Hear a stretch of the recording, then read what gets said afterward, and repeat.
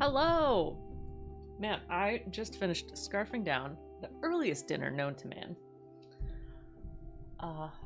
So I'm a little bit scatterbrained. Let's turn on a light. Let's crack beer. Let's fix the camera.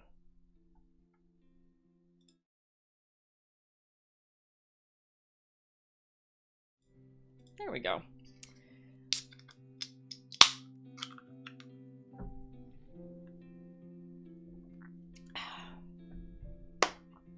Hello, welcome to my YouTube channel, YouTube/RNApush, where today I am live streaming as part of the May Corvallis Arts Walk. If you don't know what the Corvallis Arts Walk is, you're in it. The Corvallis Arts Walk is an artist-run organization dedicated to connecting local artists and community members through monthly in-person and virtual arts walk featuring artists in Corvallis, Oregon, or surrounding area. Takes place every third Thursday of the month. If you were here or you know me at all, you know I participated last month. Hello, Cameron Push. Hello, fellow dear mod. Hi. You know I participated last month where I made a Rage Quit Raven from basically start to finish. Well, today I'm going to be working on this illustration, as close to Harry Potter fan art as I'm willing to get, encouraging us all to be better together. So, happy Thursday. I'm going to take just a moment to drink this. I was literally just scarfing down dinner while the countdown timer was going. So, hi. Hey, hi, hello. Been a minute since I've done this. If you are participating in the Corvallis Arts Walk, if you're walking the walk or just hanging out on the virtual walk, let me know. I'd love to hear from you. But you can click the link in the description of this video and see all of the other lovely artists who are participating this month. And there are some great ones, so make sure you check that out. All right. So what I did in preparation for this stream is I took this concept that I had that was one of the things I hate about Harry Potter and a lot of YA fiction these days is that they're leaning pretty heavily, and maybe they're getting away from this now. I don't know, I haven't read YA in a minute, but they're leaning pretty heavily into this, which house are you in? Which faction do you belong to?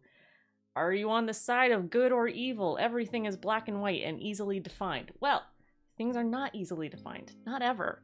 And so I decided that I wanted to make this illustration with the 4 house characters from Harry Potter sitting down and hanging out with the text better together. So I roughed out the basic composition that I wanted. The animals are real rough and ready, so that's going to be the first thing that I work on, is getting the line art for this focal point done. And then I also sort of figured out the color scheme that I wanted, which you can see in the background here. I haven't solved the color for the main characters, but that's one of the things I'm gonna figure out while we're here. So you can see all of these things. The first thing I'm gonna do is take all of this that I've done and put it into a new layer. I'm gonna set this layer to through so that it recognizes all of the stuff. And I am going to go into the layer that has the line art for these nanimals. I'm gonna bring the opacity way down. Looking and sounding good, good. I'm glad to hear it. How is the audio? It's very quiet for me. Does the music, the music audio. It is just a lo-fi playlist, so it's not gonna be too rambunctious, but all right.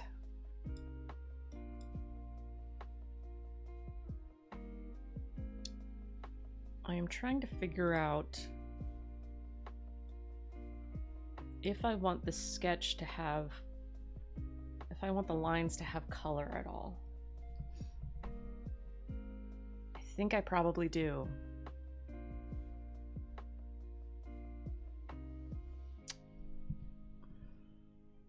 What color?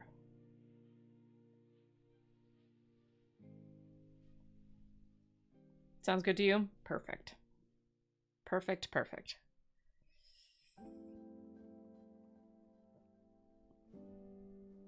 I'm gonna go with a warm brown. I have a feeling that a lot of this is going to be blended in with the colors of the animals, so it's not super super important what color the line art is, but I do want it to have a color, because I have found that sometimes if the line art is black and white, if I blend it at all with color, it tends to sort of gray everything out in a way that doesn't look very good. Excuse me. So,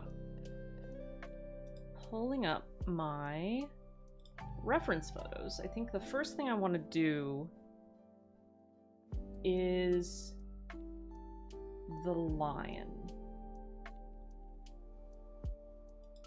So I'm just gonna pull up this stock image of a lion that I found just to have the general shape of the lion in my head. It's like, this isn't a close reference by any stretch of the imagination. I am basically just going to be reminding myself the general shape of a lion's head while I draw this very, very cartoony version of a lion. So, I'm going to set the layer to multiply just so that I can see the line the whole way.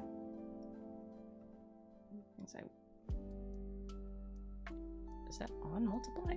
Doesn't look like it is. Oh, I set the reference photo layer to multiply.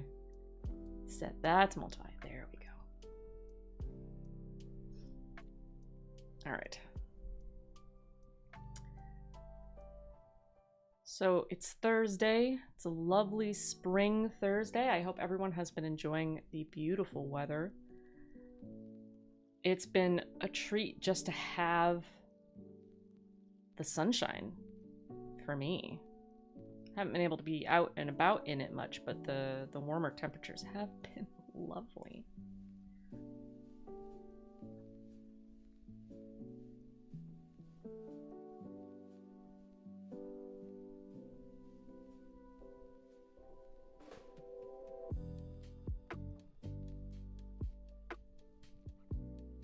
Absolutely lovely.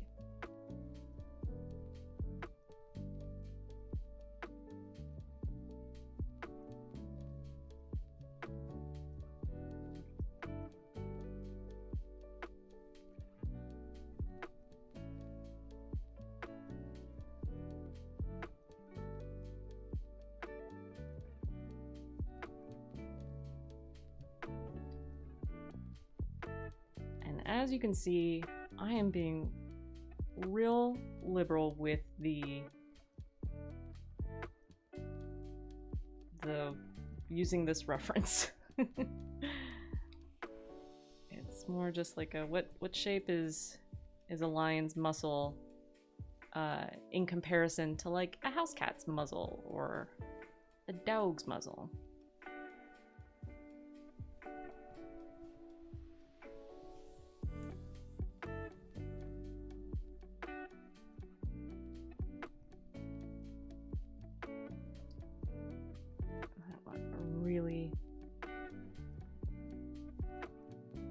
Really happy face.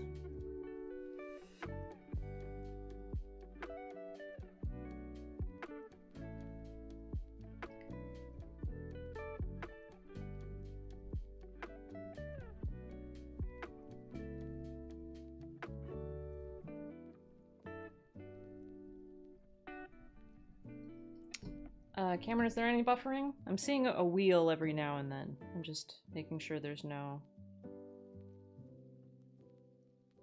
that everything's working the way it should.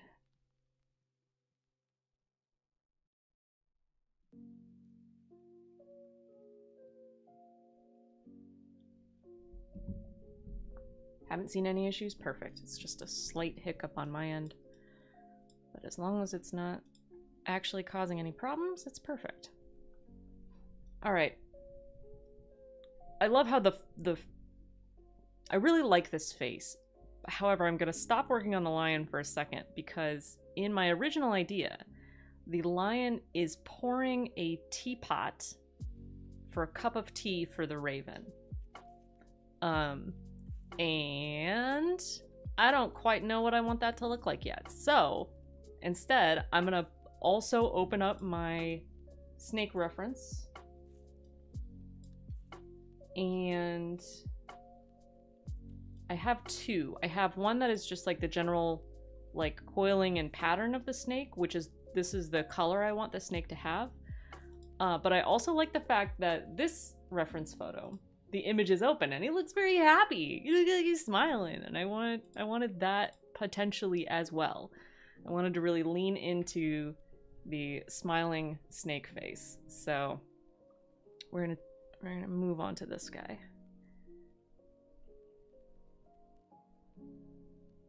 And I'll have to see how I want to incorporate that. If it's just that the line on the mouth is really smiley, or maybe his mouth is open.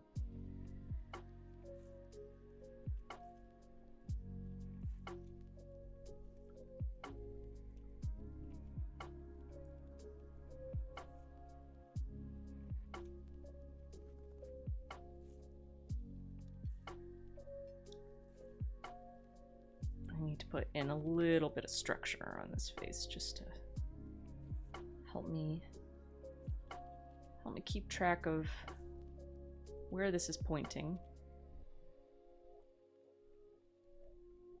Again, really happy face.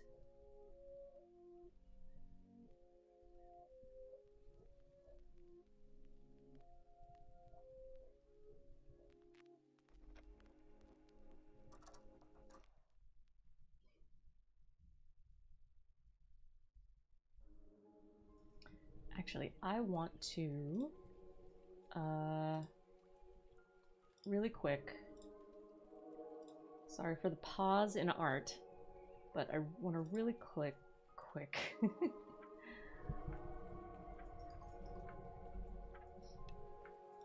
make a little text here.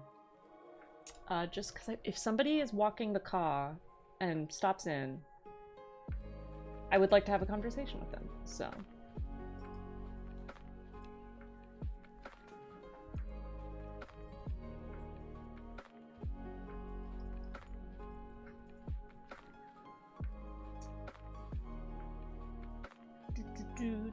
Do.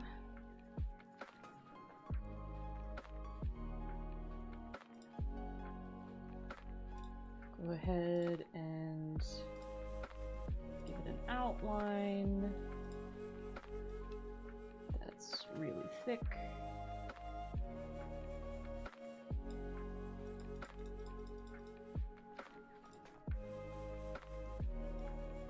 And then I'm gonna come in here.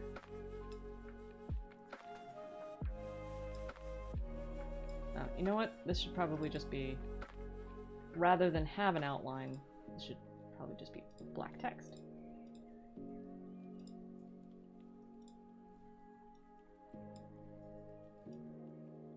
Well, that also isn't super visible.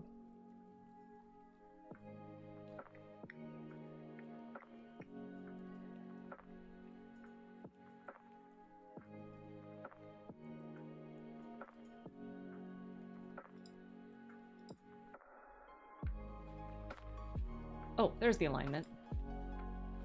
Let's go ahead and right align.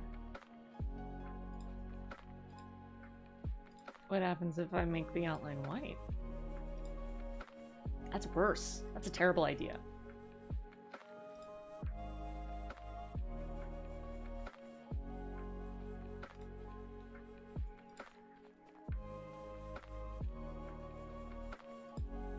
I'm so sorry for this. I should have had this set up already. You know what? You know what? You know what?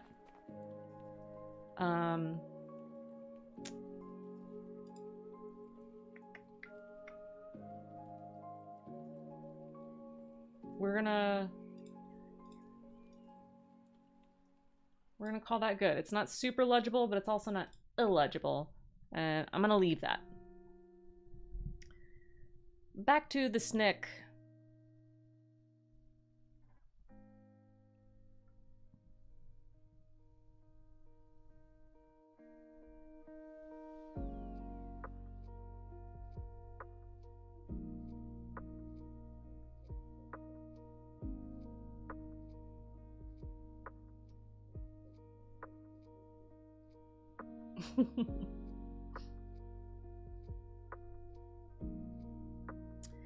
At some point, I'm gonna have to pull up a reference for a good tea table as well.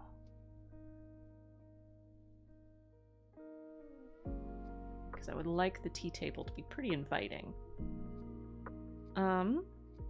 Alright.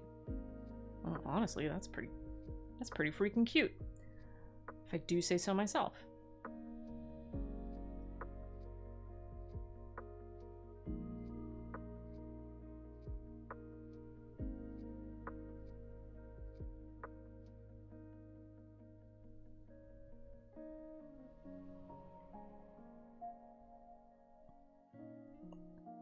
Do want him to have his little snake tongue out.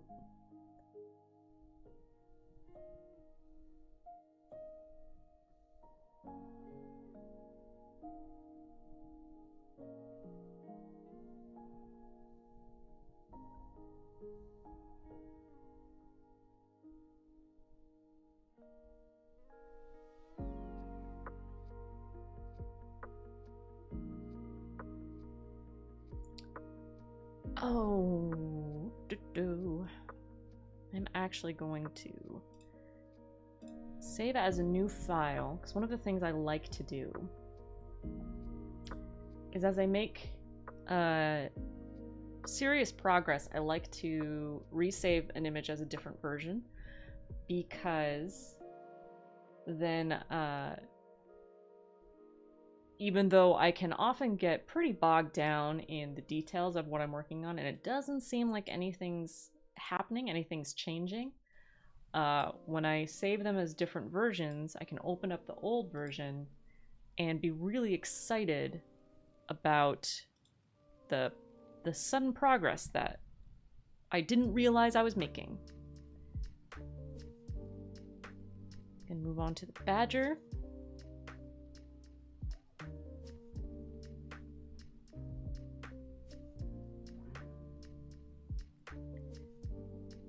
To me, badgers are all about the shape of the nose.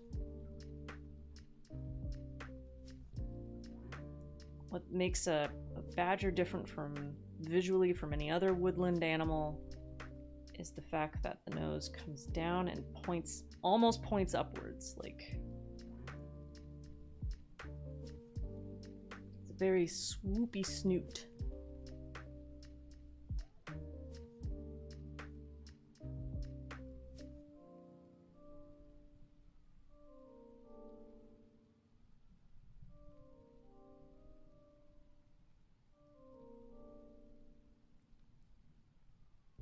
And it has ears. They're tiny in comparison to the size of the head.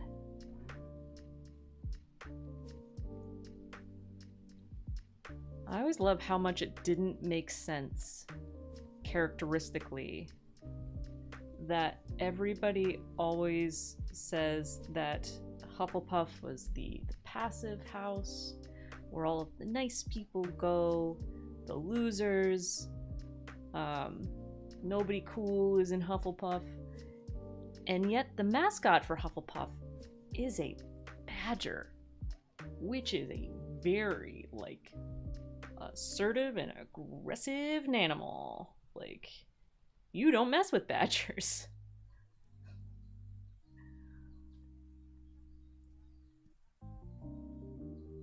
I mean, to be honest, you don't really mess with ravens or lions or snakes either.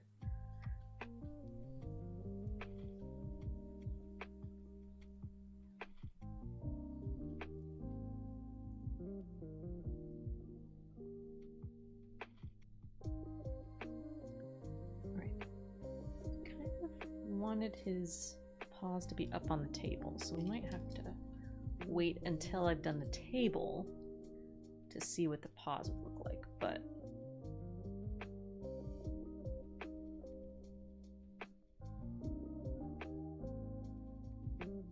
I need a different reference photo of a badger.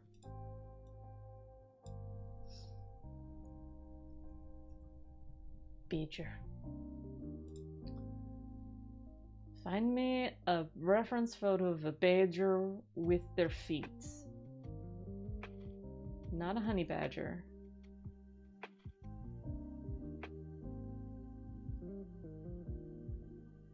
I'm kind of a little bit between like a bear and a raccoon, kind of.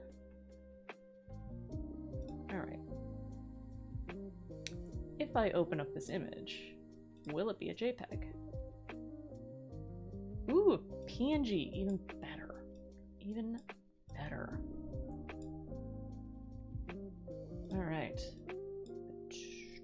Put those windows back so I can see everything that's happening.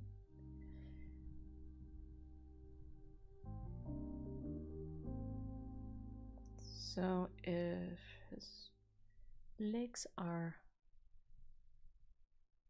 curled up like this,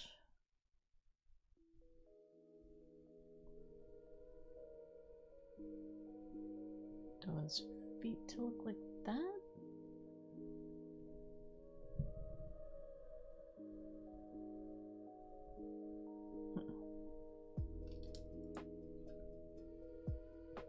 As much work as it seems like I put into this already, there's a lot I haven't figured out.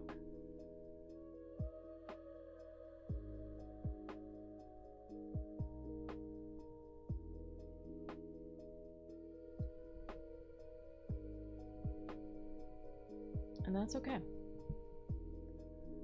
It's half of the fun. My goal is to not spend eons on the color. We'll see if I achieve that.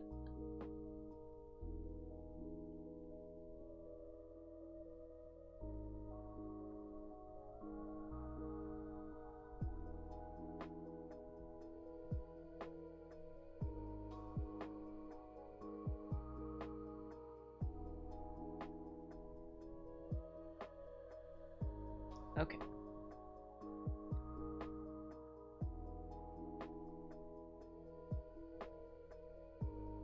That seems cute. Where was the full body? So it's almost like... It isn't almost like. It is like... Badgers have black fur on their belly and gray fur on their back and white and black stripes on their face.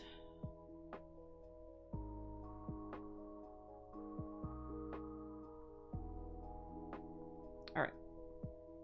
Gonna leave that for now. Already starting to look happy and cute. Cheers to that.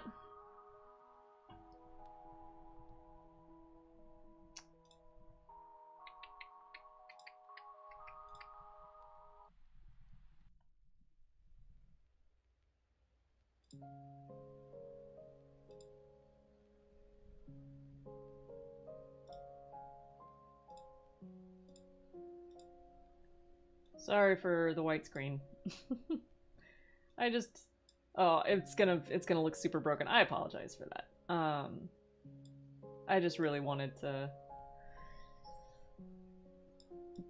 make this actually visible, and I figured out the quick way for me to do that.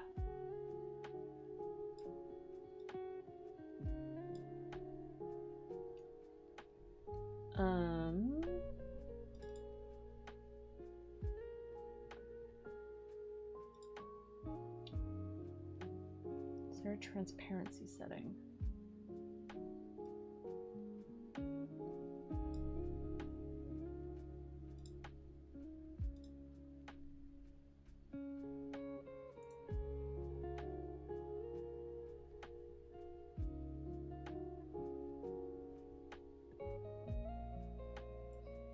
Yeah, you can at least read it.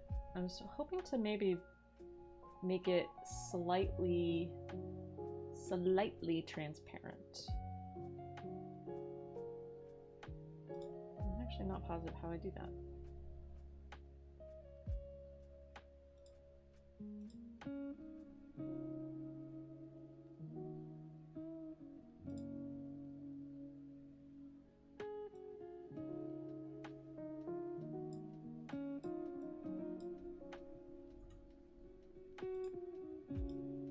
Oh, that's how I do it.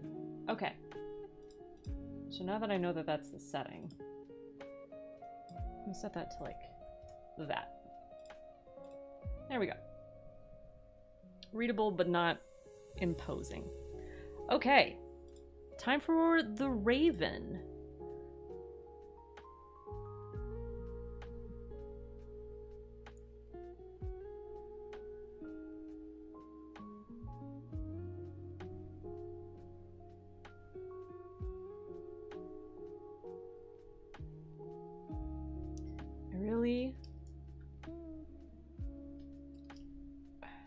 Don't want this to look that much like a raven.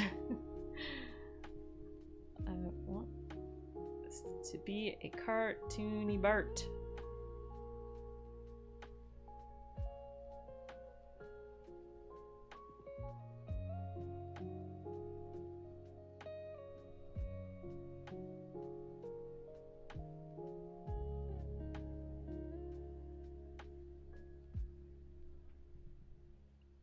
I think the best way to make it look cartoony is to have the head be huge.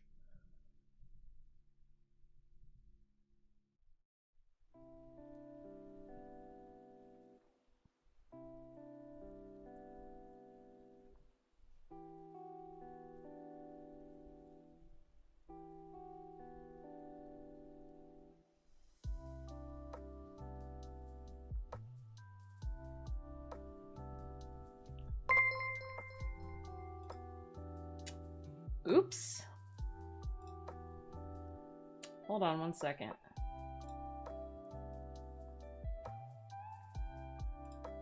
Here's things I have to turn off.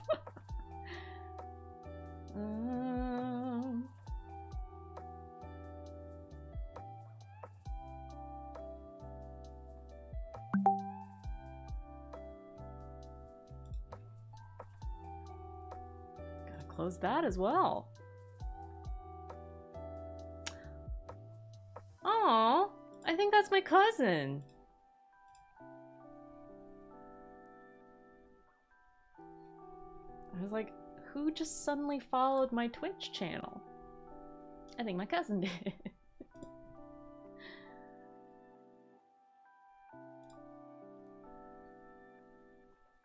All right, I'm back. Sorry for that. All right, tea table time. Tea table time. Tea table time. Table time. No, not that window. This one. What happens if I just Google tea table?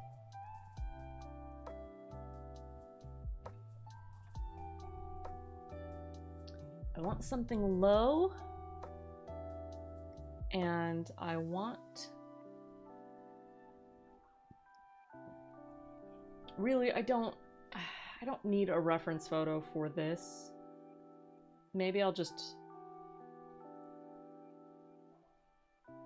look up a reference for ornate table legs. I think ornate table legs is a fun way to... something. Make this table look fancy. Hey! Animus, are you my cousin? Cotton, thank you for the follow. Hopefully you'll catch others in the future, but that's just lovely. Do I want a reference photo? I need to fix the camera. Hold on.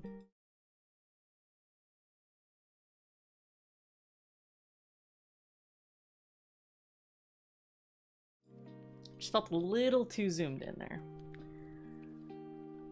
But that's better.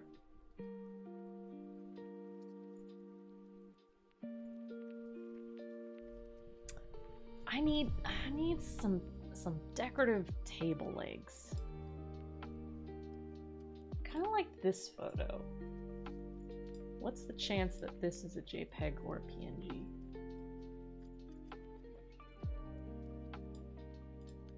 Well, let's find out.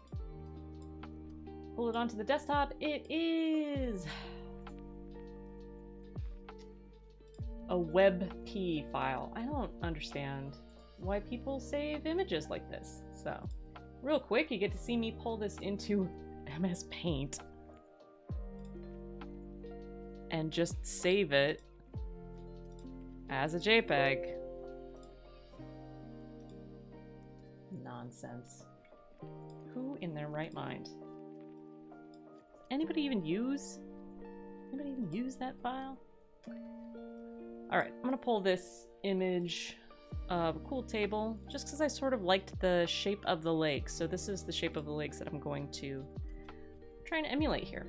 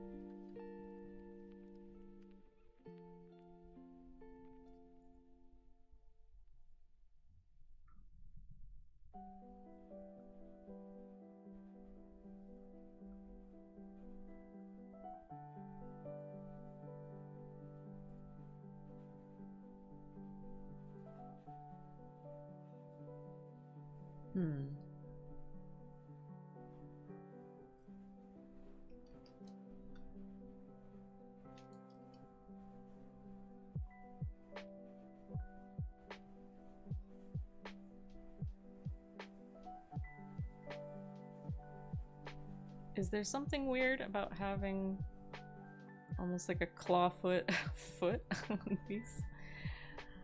I am just going to copy and paste this leg onto new layer. I'm a big proponent of work smart, not hard.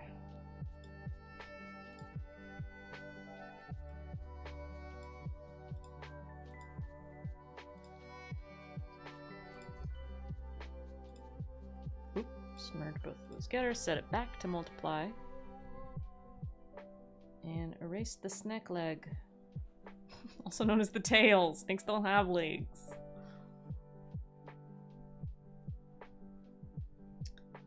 And then I'm just gonna put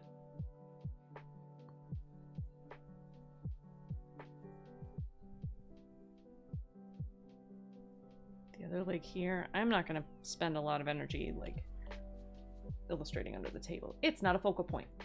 Bragai! Bragai, would they have people feet instead? Wouldn't that be weirder? Just like a weird flat foot on the end of a table. Bragai, how you doing? It's nice to see you in here.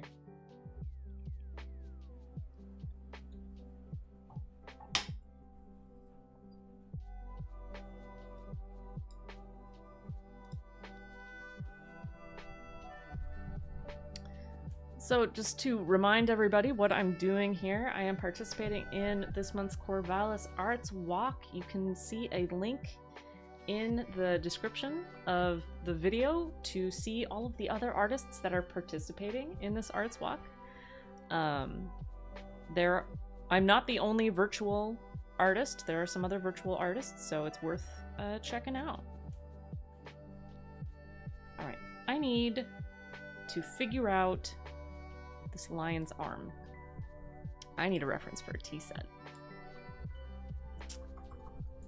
Cute tea set. Let's just say, yeah, let's do the whole set. Because I'll need references for the cups as well.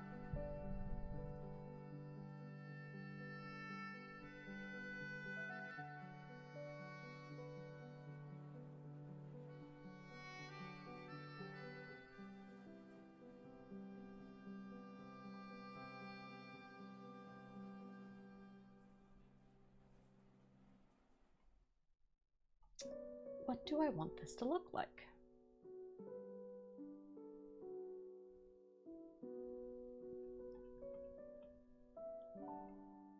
I don't think I want it to be too complicated.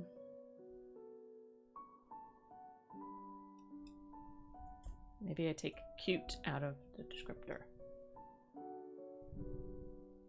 Berga says, have you met any of your fellow CAW artists? Not in person. Except for the woman who runs the CAW, who is also my art accountability buddy. She is not participating in the CAW this month because she is too busy, which is super understandable. But I have seen some of them on... We have a monthly Zoom meeting, so I've seen some of them on that meeting. But not in person.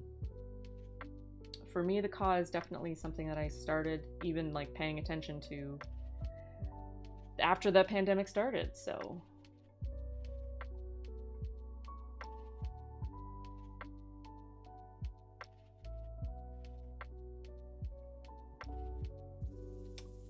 Huh. There's a lot of tea set options.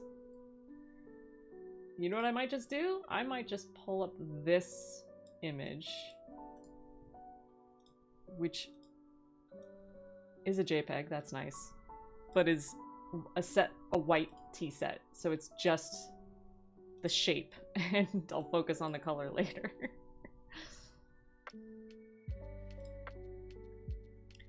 Okay, so ooh, gotta set it to multiply. If I've got a no tangents, like a teacup here.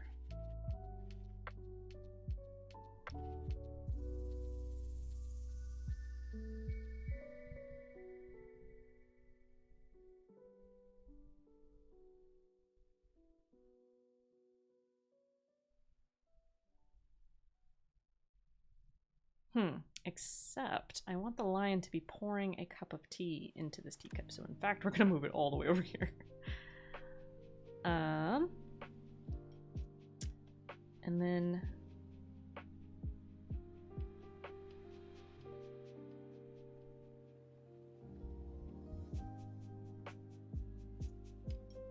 this is gonna be fun. Okay. To help me out, I'm gonna draw the teapot down here because I'm on a new layer.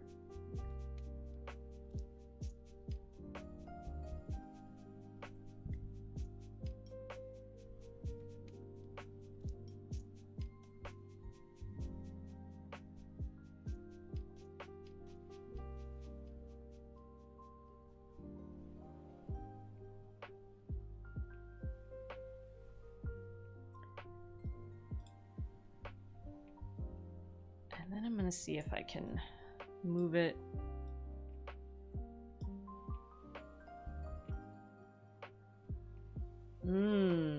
Cameron says, if you were to add one animal to the table, what would it be? Clarification question. Is adding this animal to the table, is that question also like creating a house in Harry Potter that has this animal as a mascot? All right.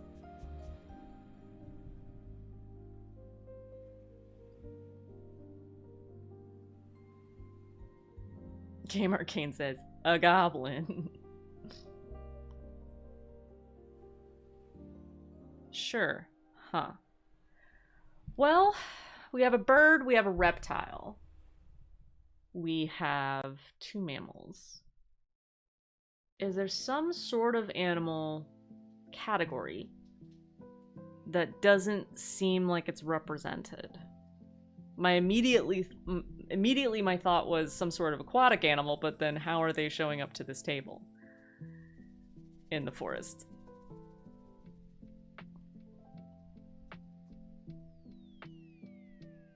All right, I'm gonna put the lion's arm up here. Maybe he's got a paw right here stabilizing the teapot. There is tea. Because of course there's tea. And now I'm gonna go in here and erase all the stuff underneath so that it doesn't confuse me.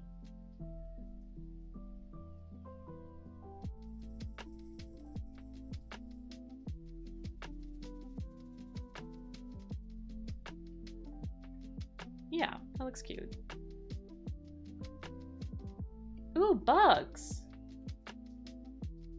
Ooh, yeah! We need a bug. We need a bug of some kind. Alright, so let's lean into the whole purpose of this illustration, which is to encourage the idea that we are more than our differences, and we are in fact better together. What bug would really like hammer that message home by being included at a table with a lion, a badger, a raven, and a snick?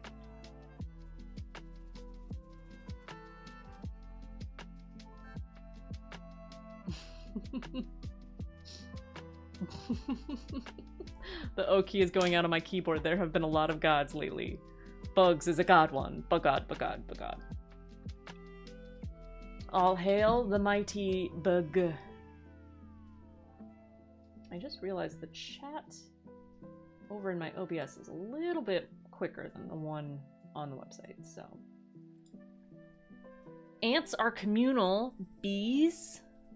See, I think what I'm leaning at, or what I'm going for, is that ants is a good one. I kind of want to include one that people don't normally like. And like, there are some people who don't like bees, but as a society, we've sort of recognized their importance, and there's a whole like save the bees movement. And so I feel like it almost has to be something that most people are just like, bleh. And to be fair, that I would also be like that. I wanted him to have a slice of cake, but I think I'd rather have him holding a teacup.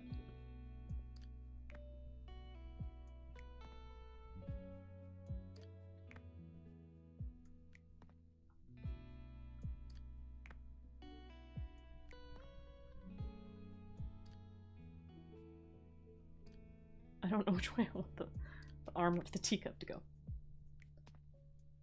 Earwig. Ooh, spider is probably a good one. Cockroach, isopod, scorpion. Oh, scorpion's a good one. My vote is for a spider or a scorpion because they like exist in pop culture to be creepy. Save for Charlotte's Web. Alright. I need these 2 more cups of coffee, but I don't... Cups of coffee. Shows how good I'd be at a tea party. I'd be like, tea? How about coffee, though? Could we have some coffee? But I do want the snack to have a slice of cake.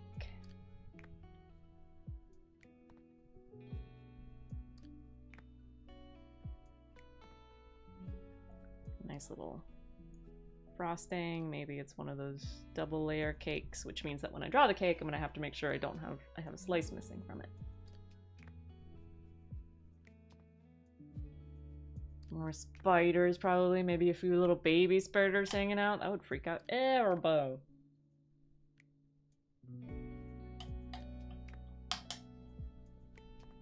Anima says, honestly, it sounds horrendous. Don't think I would have been a fan of Harry Potter if one of the things was a spider.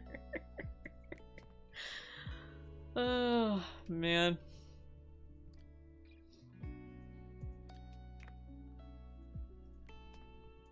I'm just gonna put another slice of cake here. Is it the badger slice? Is it the raven slice? We're all friends here. Who knows?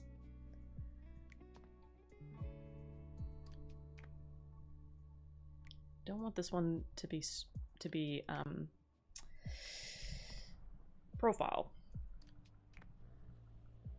because I don't think that's super interesting to have all of them be profiled. So this one's going to be at a little bit of a jaunty angle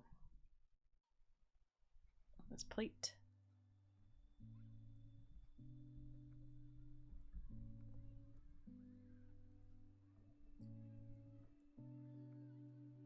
Cameron says Raven Slice sounds like a cool pizza place. Oh, it does.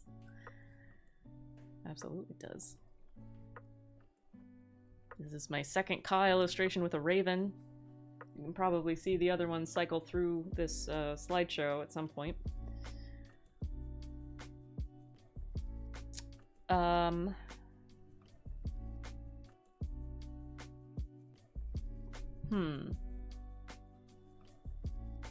out of space on this table.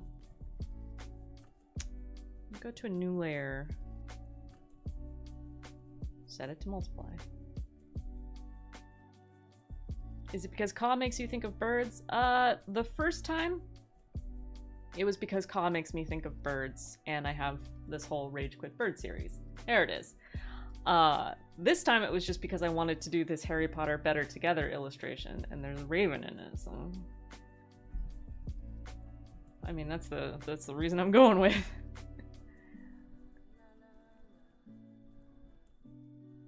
Alright. One of the things I need to make sure I don't do is make the cake too tall for some reason. I have established the height of the slices here and here, so it's not a big cake. My email is going off like crazy. Alright. So, I'm gonna make it this tall.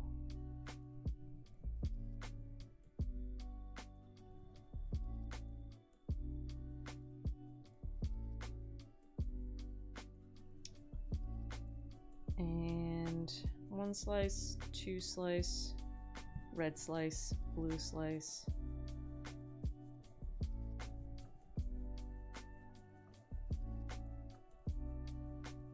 Have this chunk cut out of it.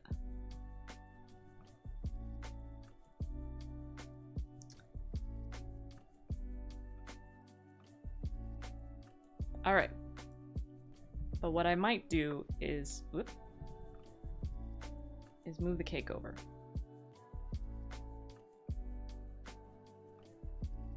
Just because I need a couple more teacups, and having everything be like centered doesn't make a whole lot of sense to me. What kind of cake? I don't know, let's find out. What kind of cake should it be?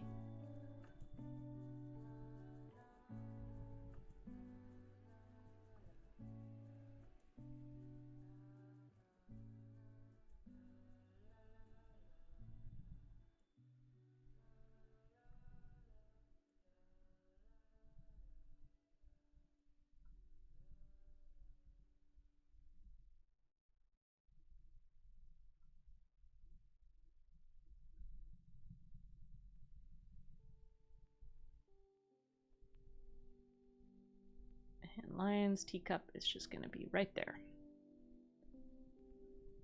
All right. So now I'm going to go to my rough, and I'm going to turn off the previous sketch for the animals. And now you get a much clearer image of what this group is gonna look like. I think it looks pretty cute. And so what I'm gonna do now is I'm going to go in here, and we're gonna clean up some spots where stuff is overlapping.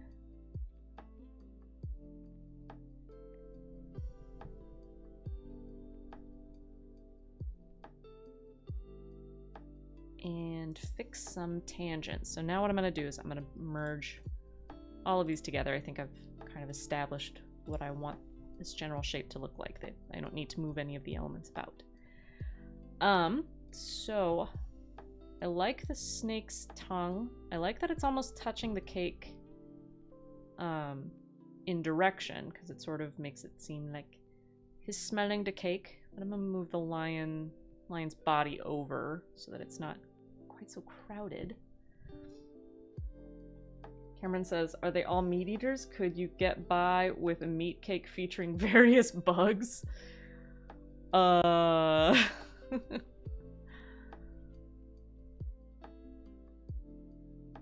don't know.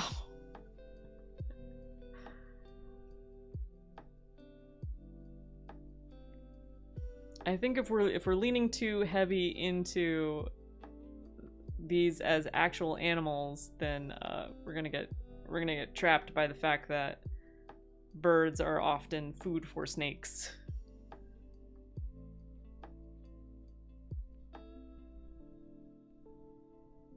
And similar issues. Oop, wrong thing. All right. Cleaning this up a little bit. So yeah, we're real close. Let me go into where is that? Yeah. Turn that off. And then I am going to go to my ink brush. And what I'm going to do is I'm going to make a layer that is just this shape and make a clipping mask from it.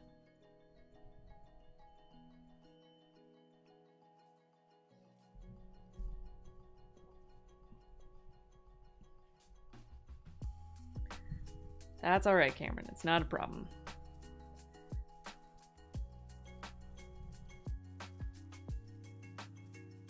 I am interested how my energy is going to go, because last month I wasn't able to do the full time. This goes until 8 p.m. my time, so there is still another 3 hours. I couldn't do the full time last time, so I started a little early and I only did 3 hours. So I am curious.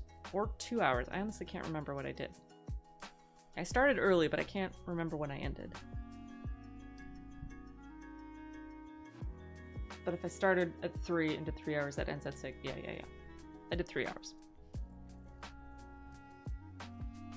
I felt like a complicated math problem there for a second.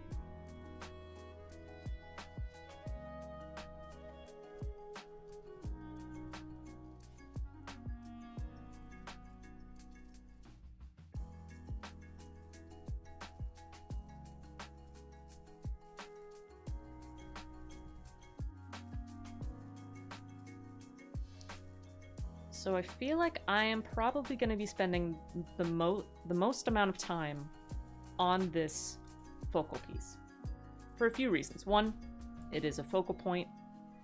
It's the main action happening in this image. Nothing else, like, it is the most important focal point, so as much energy as I put into anything else, it cannot detract.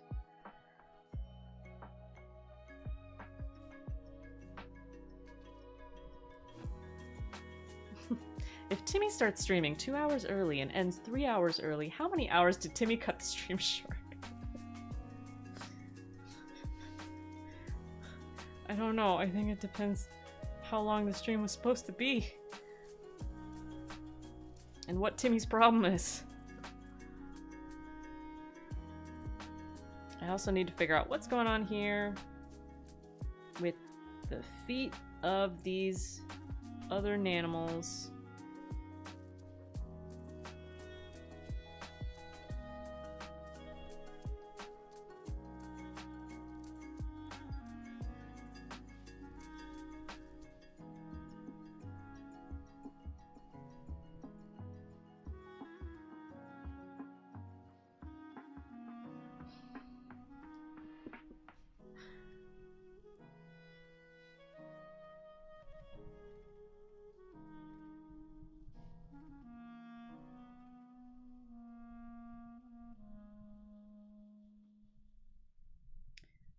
I'm gonna turn this off for a second.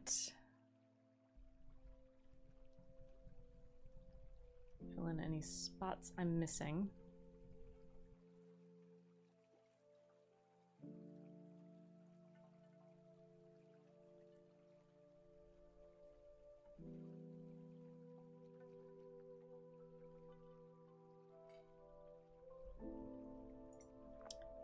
And then I think, well, okay, so I'm going to duplicate this layer a couple of times just to make sure that anything that was like slightly transparent gets a nice opaque layer. I'm going to create a selection and create a clipping mask. And now, if I duplicate this, as I color this, I don't have to worry about going outside of the lines. And now we're done coloring it. Better together in plaid. No. Did I solve? I did not solve what color these are going to be. All right, here's the part where we figured this out. So the snake, I feel, is the easiest because I've got this pattern of this snake that I want to use, but I'm also going to pull in green from elsewhere in the illustration, which is one of the easiest ways to make an illustration feel cohesive, is to make sure that there's no color that shows up in the illustration only once.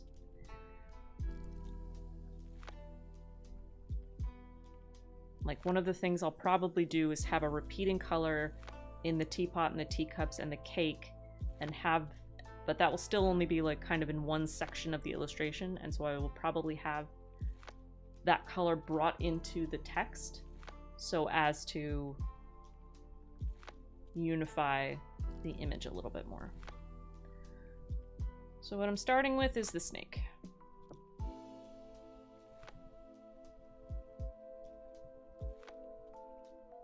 I'm trying not to worry too much about it.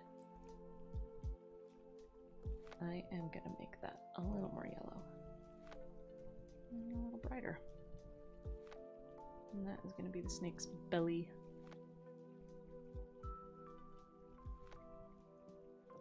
That feels like a little bit much. Honestly, I shouldn't be in the ink brush either. I should be over in the concept brush because it's a little bit more fun with transparency. That's a little better.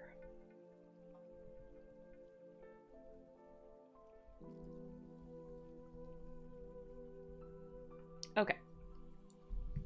Snake, basic.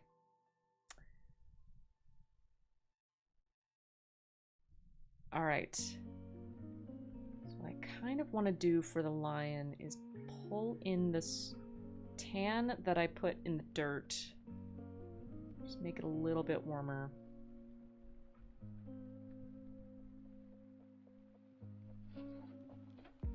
Color-wise, this image is a lot more complicated than my last one, but I have confidence that I can figure it out and that you can watch me figure it out. So for now, I'm gonna make the teacups and the teapot like a white ceramic.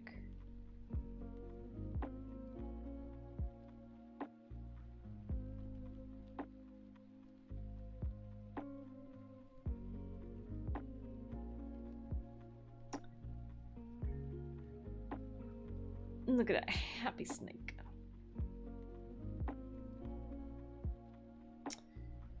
There we go. Badger. Badger, I'm actually going to pull the gray from the back directly from the dirt there.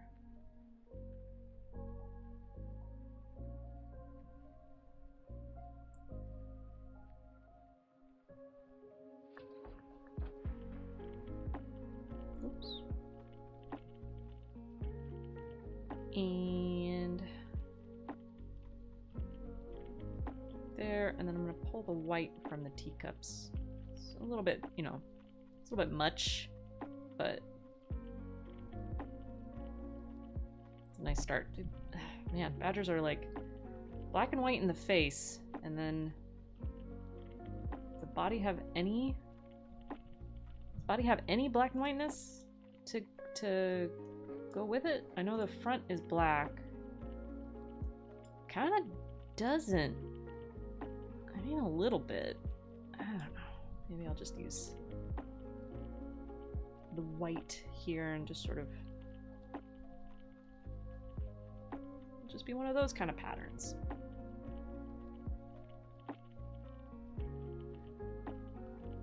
All right. Raven time. Raven is going to be of a bluer persuasion. Looking for my reference Raven, sorry. There he is. Yeah. Cameron says, and with that, I'm going to step away for a bit. Text me if you need anything. Will do. Thank you for being here. I really appreciate you. All right. Blue. A little bit less blue than that. There we go. I like that.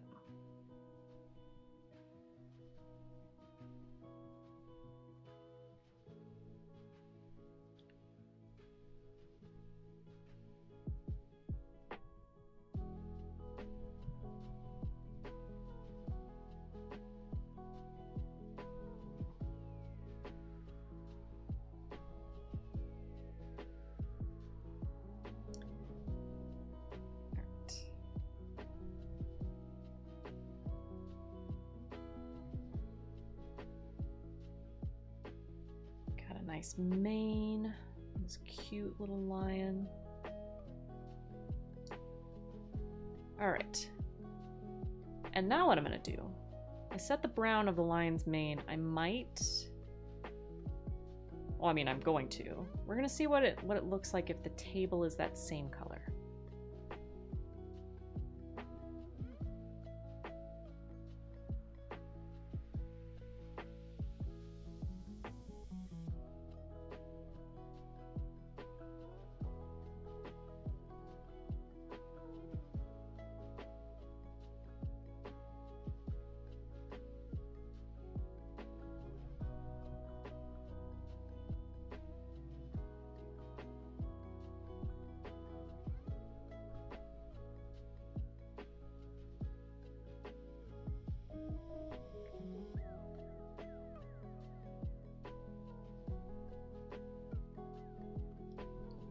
All right.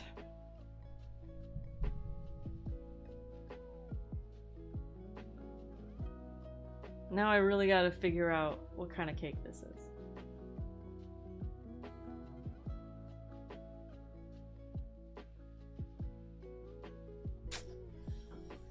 What kind of cake is it? Cute cake.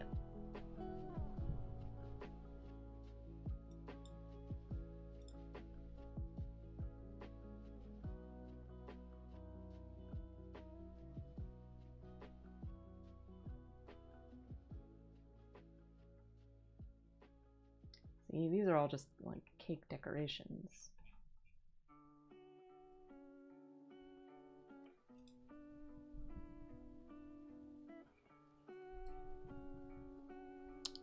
All right, something to test out. I could make this like a cute carrot cake. And if I did that, the cake would be orange. And then it would have like white frosting, cream cheese frosting with that classic carrot decoration on it.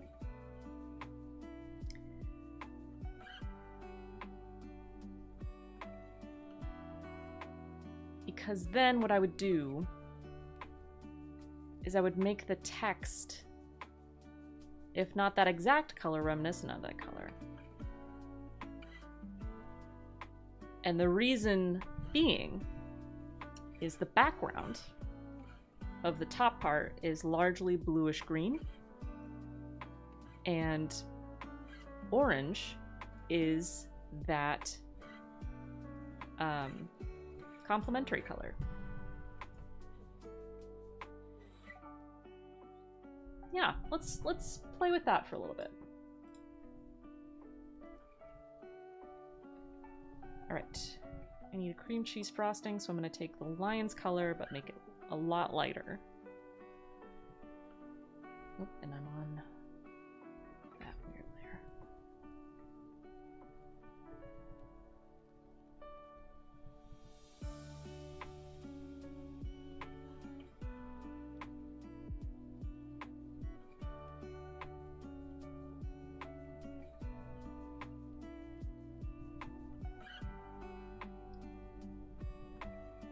What I can do is I can get some really... I still want it to be orange, but I can get a little bit more saturated on like the decoration. They always have... Okay, how many slices does a cake normally have? Let's say 6. So I took out 2, that means there should be 4 left. Yeah. That's kind of cute.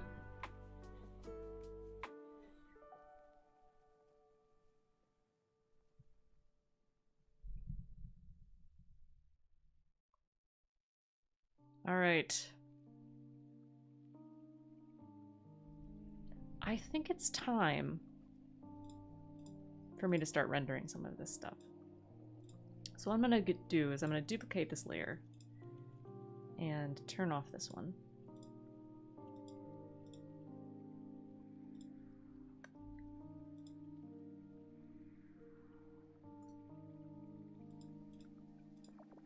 Part of me feels not bold enough to do this, but I can do this. So what I'm going to do is I'm just going to merge this all together.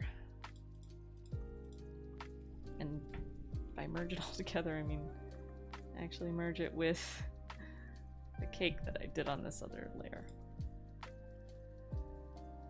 Honestly, let's just merge this all together.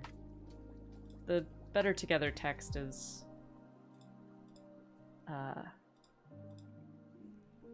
separate enough that I'm not worried about that getting in the way.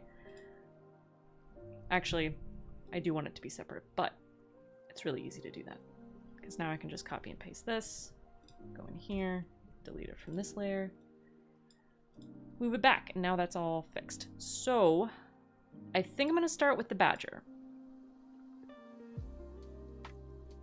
And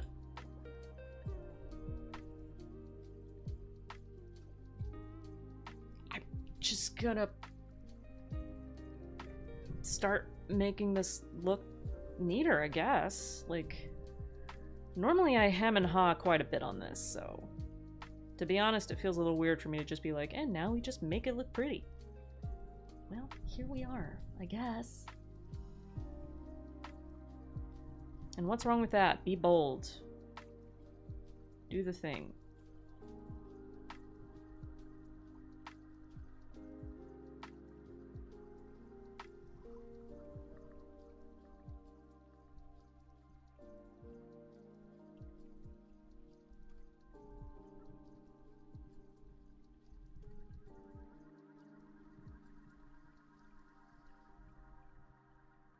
Curious.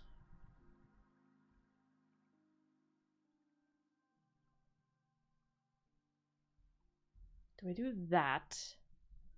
Or do I make sure that the black of the badger is light enough that I can do the eye in black?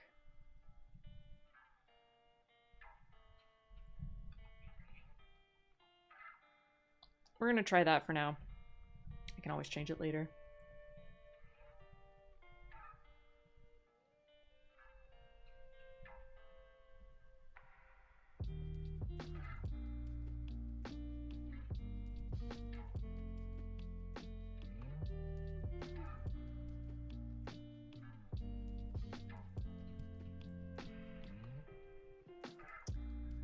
need to put the tablet in my lap so I'm not leaning upwards as much.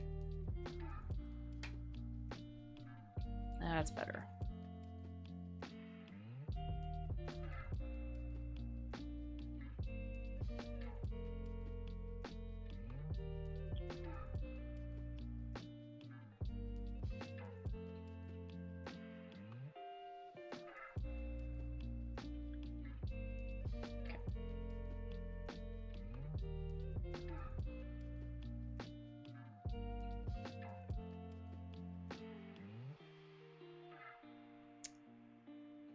Where is the reference photo of the badger walking?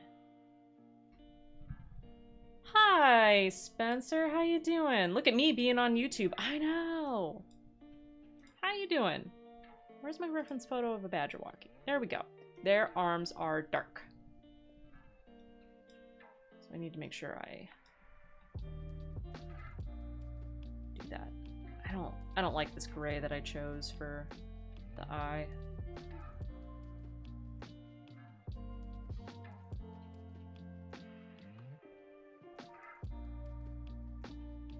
How's your day going? How was your meeting?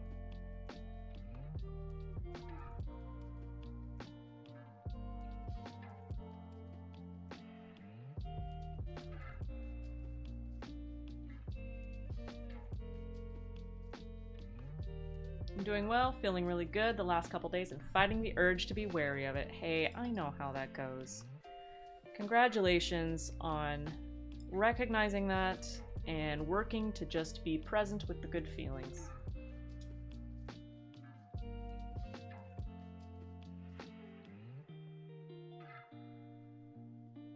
I'm not keeping this clipping mask because it's not accurate enough, but I did want to have it for the time being while I am a little bit more rough and ready with the color of this badger, because I'm not liking what I have so far, so just want to be able to be real quick and try stuff.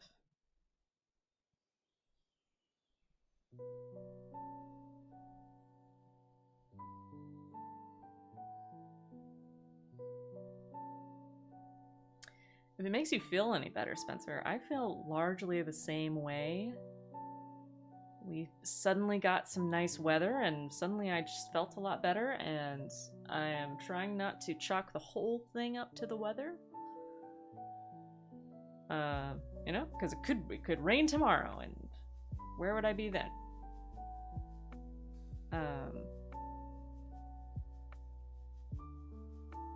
But also recognizing that maybe one of those, like, sun lamps is something that I should get for next winter.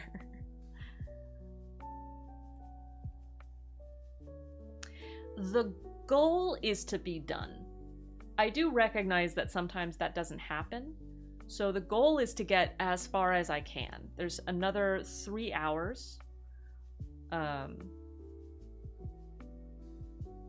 I spent the first hour sketching out this focal point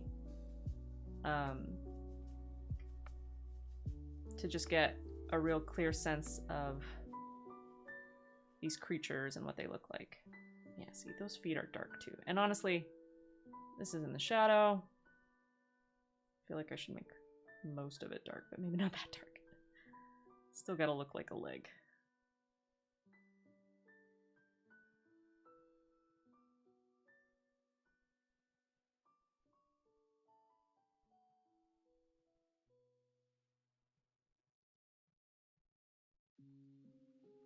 But what that means is that I am trying not to be too precious with details, because I know that one of the things that sometimes makes an illustration take longer is... Okay, what's going on with my headphones? They're getting in the way. Is getting bogged down by the weeds, you know? So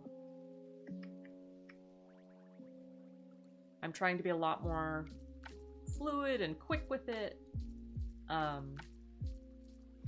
so that I don't accidentally spend time working on details that aren't necessary.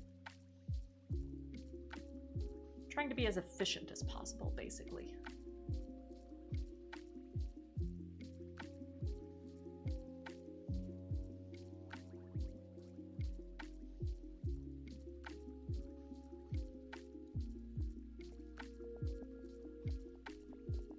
Maybe he's got an open eye and he's not, like, smiling with his eyes closed the way everybody else is. Though maybe that looks weird because everybody else is smiling that way. I don't know. Already this looks better than what it did before. And then I just want to use the white color on the fur to put some detail on it.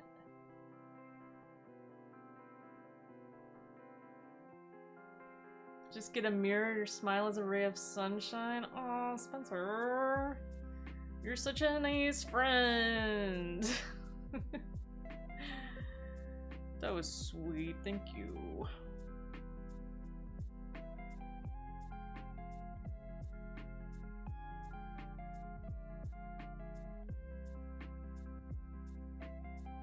Alright.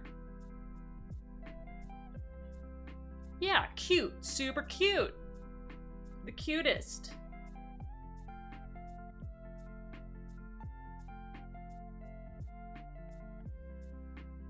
Alright. Now I'm going to apply the layer mask and fix the snoot. Because of brown outline on the snoot. I don't want that.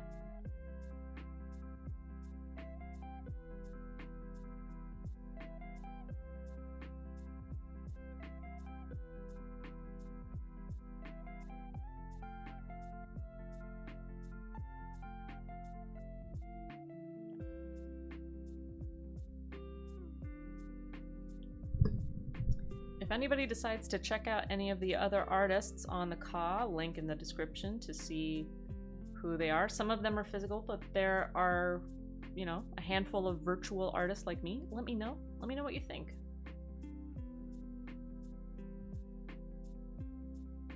How on brand. It's cute.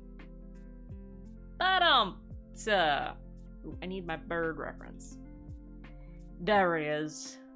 There's the beautiful bode.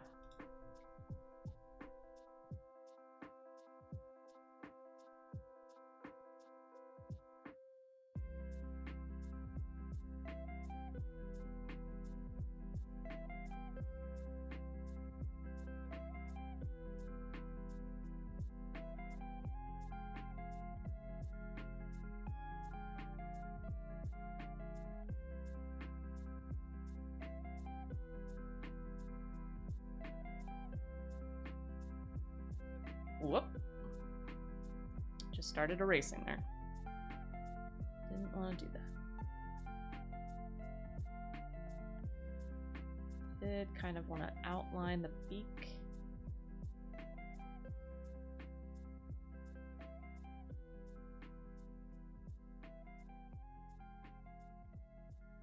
And then I'll figure out how I want to actually illustrate that.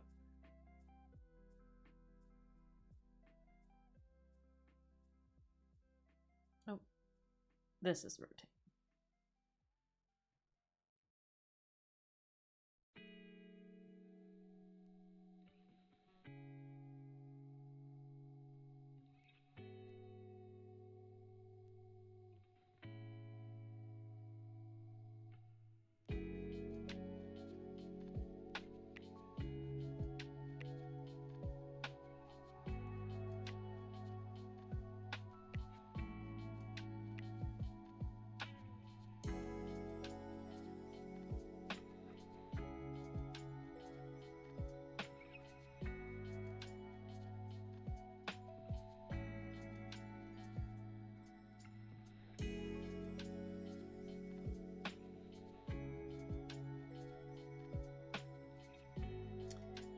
So,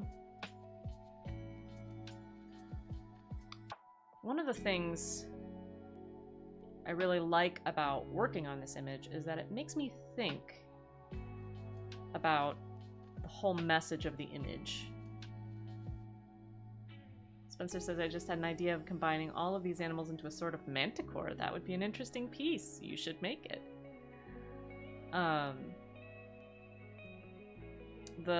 You can read the write-up of that I did for this piece in the description. The inspiration of this piece being that while there are lots of stories in fiction and in our day-to-day that like to separate us into categories of us and them, in reality, we are better together. And I'm curious if anybody in the chat has any stories of times when they found that to be true. Maybe in times that they weren't expecting it.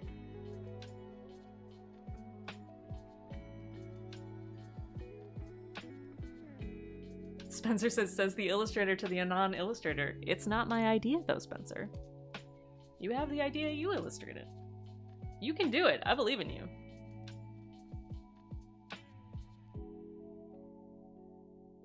Create a theater costume that is a manticore of all four.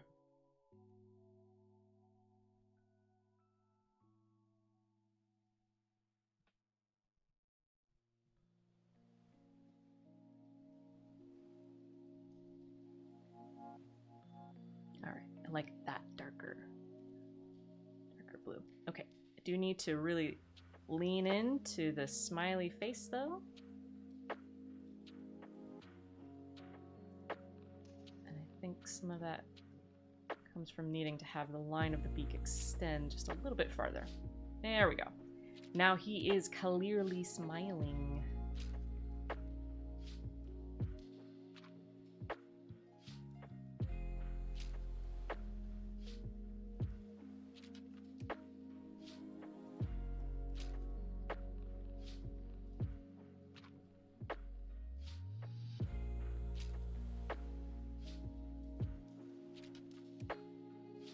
This table is such a mess.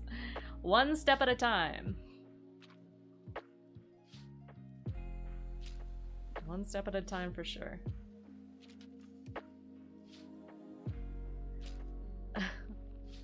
Okay, get ready for the squiggly MS Paint Lyravisnadger. Oh, Lyravisnadger. Yes. Do it.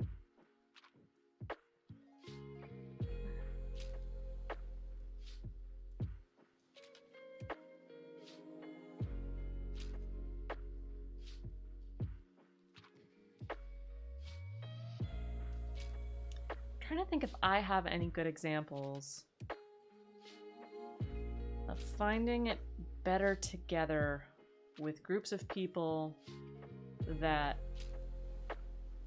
are like stereotypical stories say shouldn't mesh. Like a Gryffindor and a Slytherin. These are the friendships of our lives.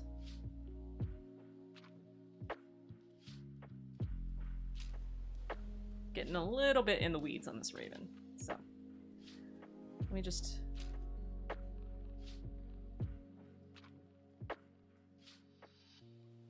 structure these back feathers out a little bit and move on.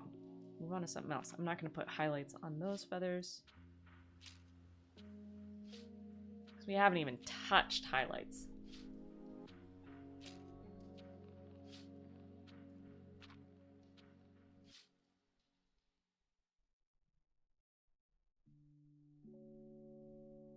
Yeah, just like one step at a time. I'm going to get everything on the table to this level and then go back and refine more. And that's gonna be how we do this. So now it's lion time. Lions, I feel like, pretty easy.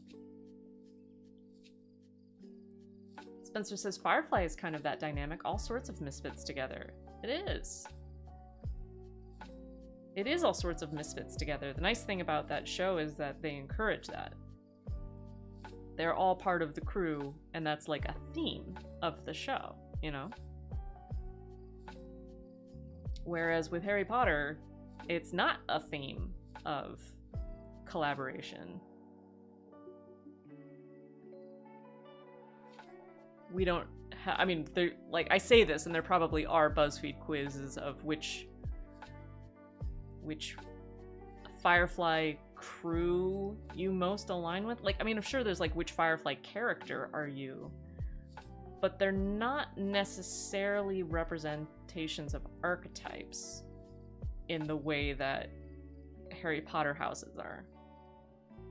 You have the brave characters, you have the smart characters, you have the nice characters, and then you have the evil characters. Like, just not a narrative I particularly enjoy. As much as I have enjoyed reading Harry Potter over the years. And I think that's one of the reasons I wanted to make this, is that it... Oop, why'd you pull that color?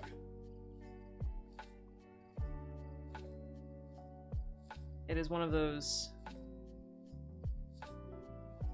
critical from a place of love stances.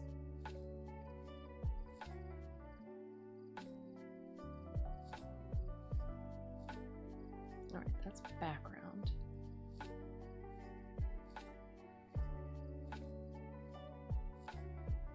You're smart, you'll be a Ravenclaw. You're brave, you'll be a Gryffindor. Oh man, you're evil, off to Slytherin with you. Indeed, right? Don't know where to put you. Better be Hufflepuff.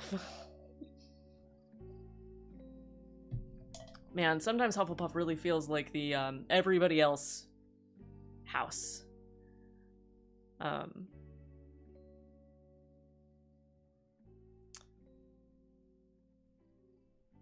And that makes sense from what I know of the stories. It just really feels like they weren't thinking too tough about it.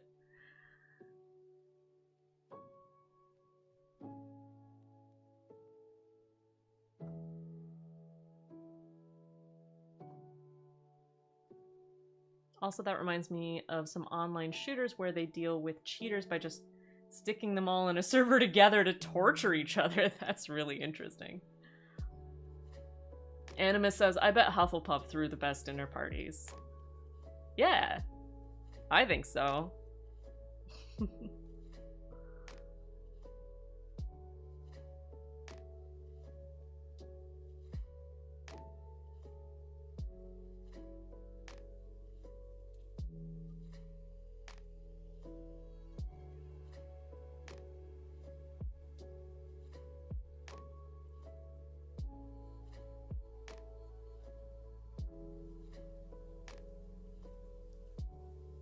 Indigo. Woohoo, I get to catch you live. Oh, Janique, hey! Everybody, Janique is, Janique, are you participating in the CAW this month? I don't think you are. I don't think I saw your name on the list.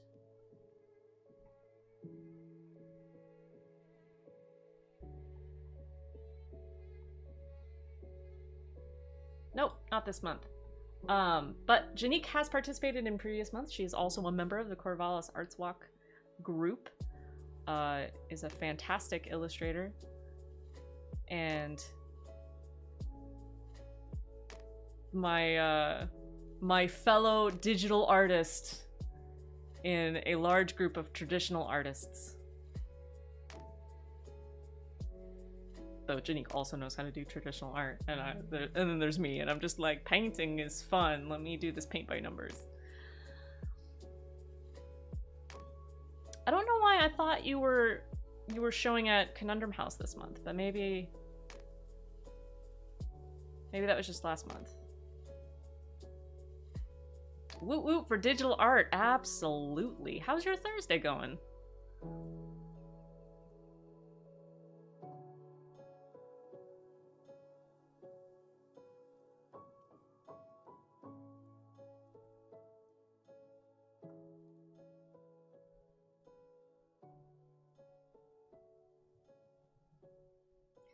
I'm working on this illustration, wondering if I bit off a little bit more than I can chew. We're gonna find out! Cameron says this is looking adorable. Thank you. Janique says, I want to sleep for a week straight. Did you just get back from doing a con somewhere?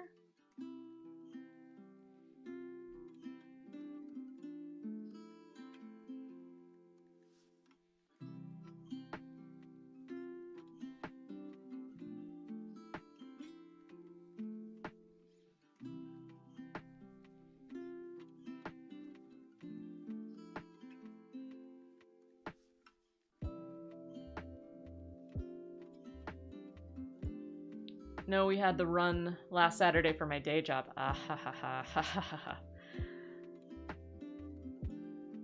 Yeah, I'd want to sleep for a week straight too.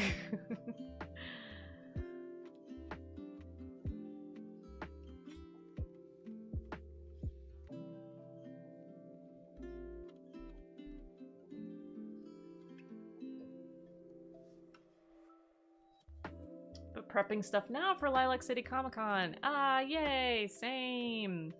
In fact, this is the last illustration that's on my docket to prepare for Lilac City Comic Con. The only other two that I finished that I didn't have before were the Rage Quit Raven and the Rage Quit Skuxhuia, which will be showing up on the carousel hill here real soon. Yeah, there's a Raven. Pretty sure the Skuxhuia just comes after it. Yep, there it is. So I'm hoping that this one comes out because honestly, like, the Skuxhuia is technically fan art because it's a Hunt for the Wilder People reference, and it's the Hunt for the Wilder People bird and a New Zealand flower.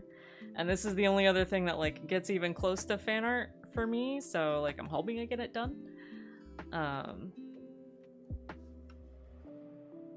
So that's why we're here. But I just got this custom stamp for my backing boards.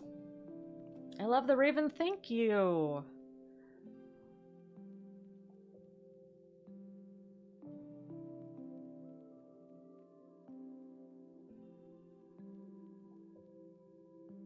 Gesundheit, Cameron.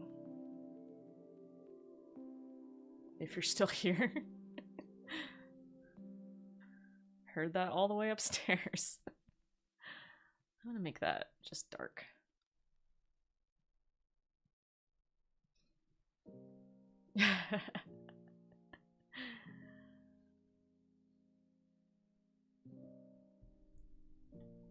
Alright, I gotta work on just cleaning up the face.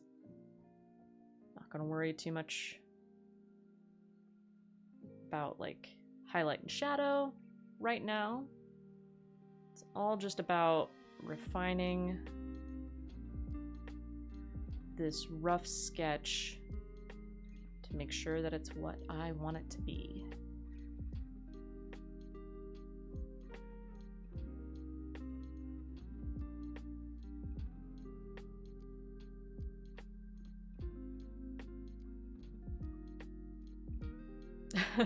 The new cat tree kicked up cardboard dust. Got it.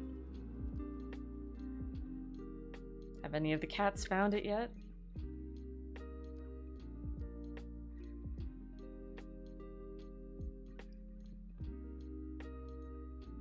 One of the things I'm going to need to do here soon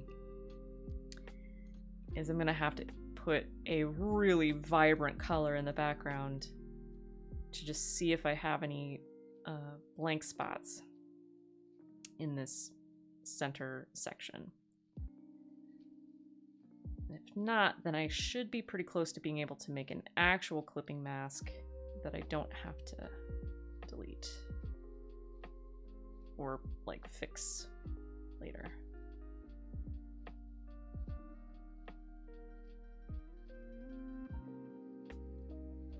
I am slowly starting to figure out my workflow for an illustration. It's getting there. Cameron says Ido found it. He approves, immediately tried to remove the tail from the fake mouse, scratched several poles, basically took it for a test drive and went back upstairs. Oh, that's funny.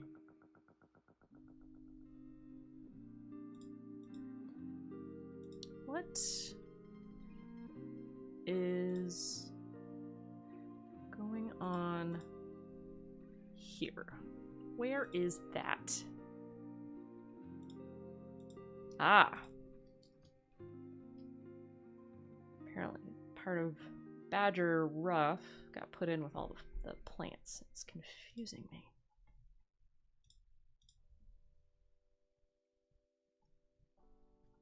All right. Lion is basically done. Let's do the snack now. I'm actually going to put this... Can I put all of these up here? No. Do I have to do it one by one? Oh, goodness. But I am... So that I don't have this window in my way, but that I still have all these reference photos up. Badger, badger, snake. Badger. Table. Tea set.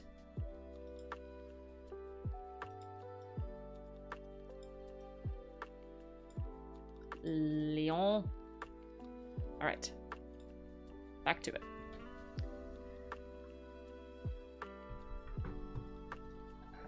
Janique says, how do you like working in Clip Studio Paint? I've only ever used Photoshop. I love it, Janique.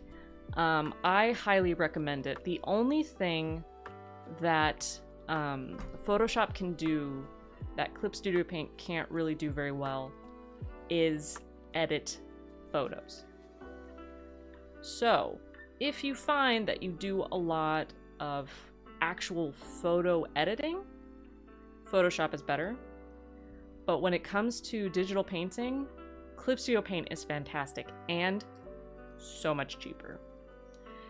I have been using it since November 2020, and I don't miss Photoshop even a little bit. I replaced all of my Adobe programs last year with ones that were either free or more affordable. And in fact, one of the alternatives to Photoshop is Affinity Photo, which is currently on sale for a one-time fee of $25. So is Affinity Designer, which is their version of Illustrator, and Affinity something, which is their version of InDesign. They're one-time fees of $25, and that's it. Normally $50. GIMP is free. Spencer really likes GIMP, but GIMP is not robust enough for a professional digital illustrator. I'm sorry. It does not actually do all of the things that I need it to do. It is really, really, really clunky. Good for free, not for me. But Clip Studio Paint is another program that is full price, $50. And there is going to be a sale at some point, because there always is, where it's half off.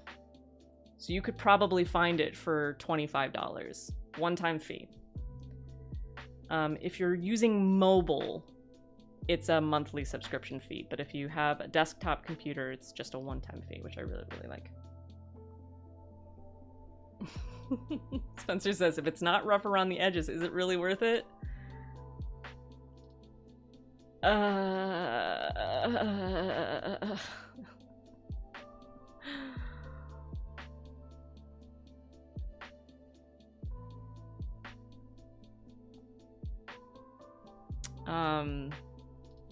The other programs that I found that replaced my Adobe Creative Cloud is DaVinci Resolve replaced Premiere Pro for me. And that's free. I just found that it, like, I hate Adobe products because of the business model. It is too predatory. I hate the fact that every year I was spending $600 on a set of programs that I could get for, you know, all told like $150 one-time fee and then never have to pay again. So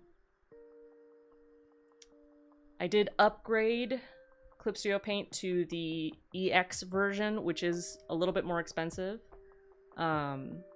because it allows unlimited animation. Like if you have the cheaper version, you only get 1 second of animation that you can do, but I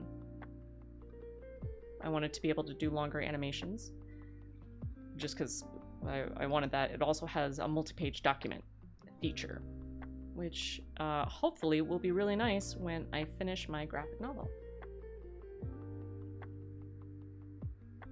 So yeah, I'm a huge fan.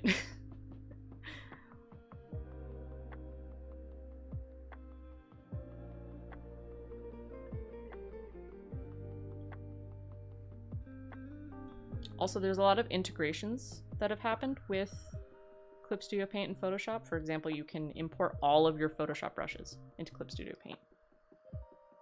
Indigo says, Clip Studio can be used on tablet? Sweet. I downloaded Krita for my tablet to do art on the go, but never learned it because it was just easier to use Photoshop on my desktop.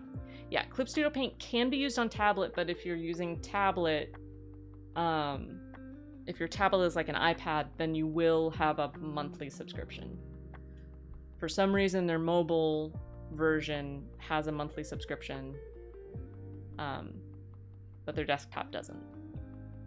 I don't know how much it is, because I don't have like a mobile tablet. The only thing I have that's a mobile tablet is my Microsoft laptop, which again is, you know, it's like a desktop computer. Wow, this snake is really simple. Why am I spending so much time on it?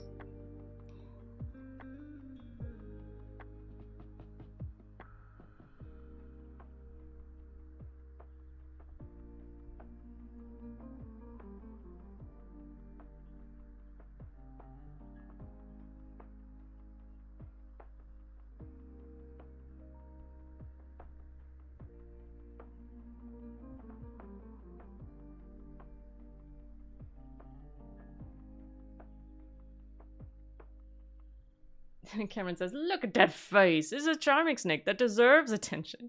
You're right. That's why. That's why I'm putting so much work into it. Because look at that snake face.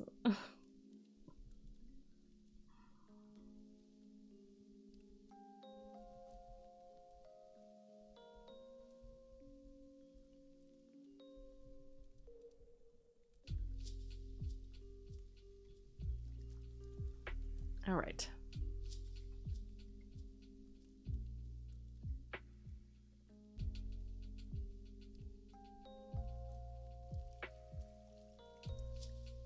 I got rid of the outline of the raven and the badger.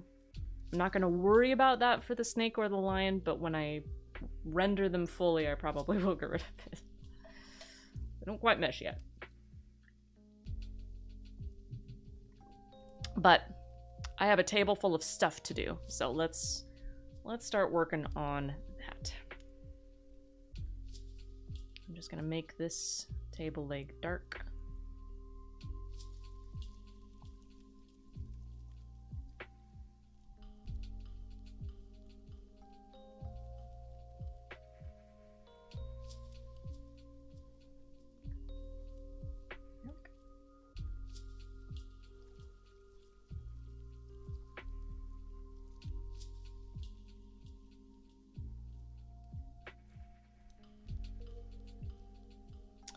Song's a little bit too...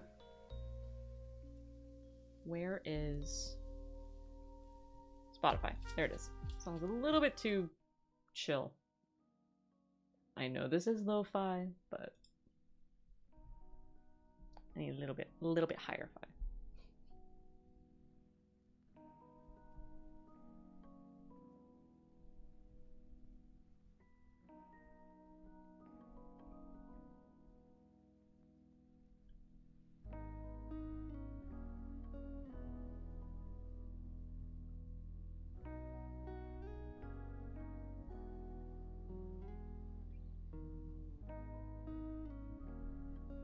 Okay, this part's gonna be fun because it's just a big arc.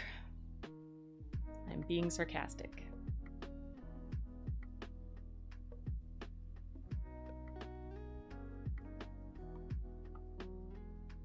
Hey, look at that. Just decided to be bold and it worked out. Smooth out that spot. Smooth out this spot.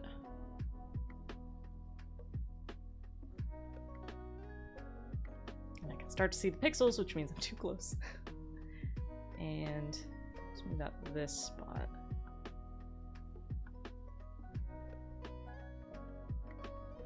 Alright. Flip it back up and do these other two table legs.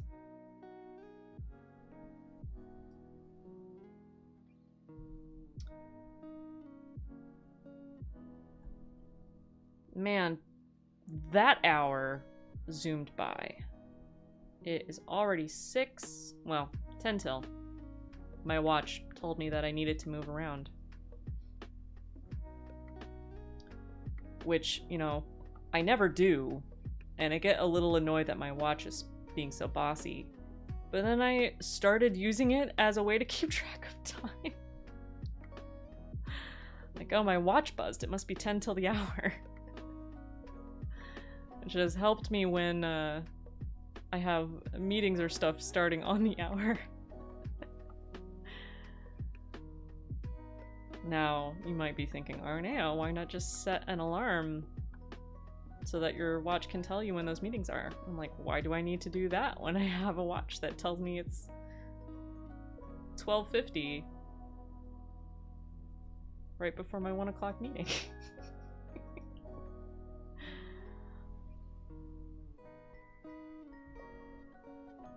All right.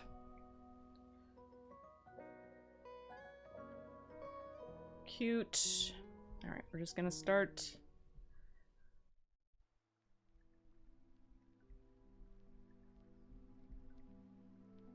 All right, what is the shape of this table?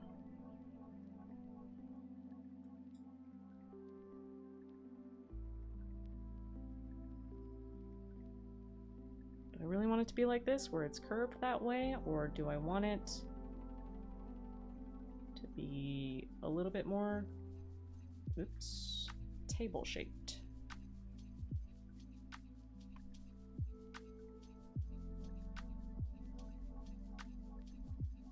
Yeah, I didn't understand what I was doing with that.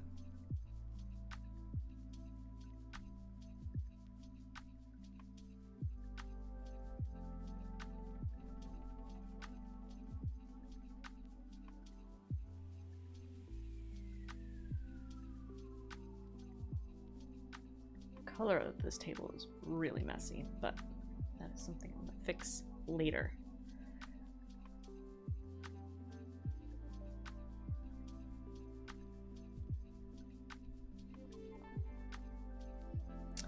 I am no longer super confident that I'm gonna finish this in the 4 hours, but the night's not over yet. We're only halfway through. There's still plenty of time.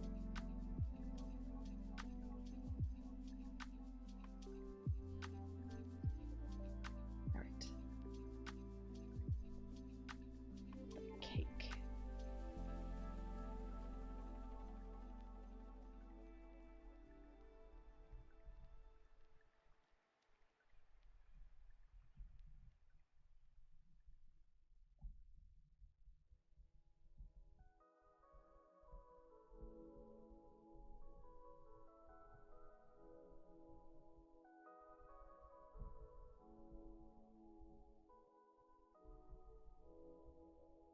Just a nice old slice of carrot cake.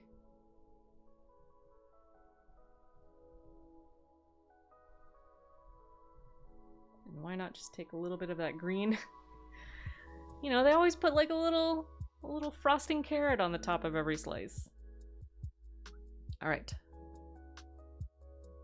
What else needs to be smoothed out as far as the edges go? This does.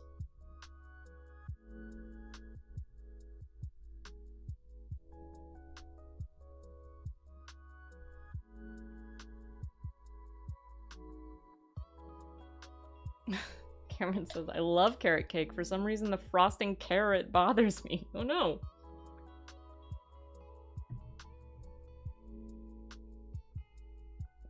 Why is that?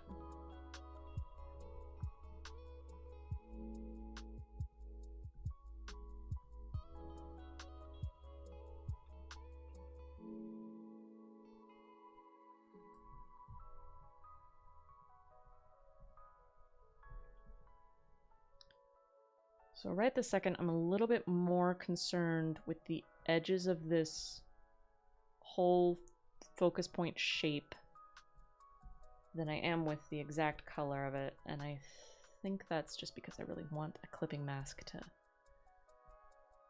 smooth this all out. Well, to just keep it contained while I work on stuff. It feels like they don't have faith in the carrot cake, so they put the carrot there to remind you. I mean, yeah, you're right. I don't know why they do that, because I have never eaten carrot cake and said, this tastes like carrots, and that is why I like it. I've eaten carrot cake because I like this cake and a cream cheese frosting.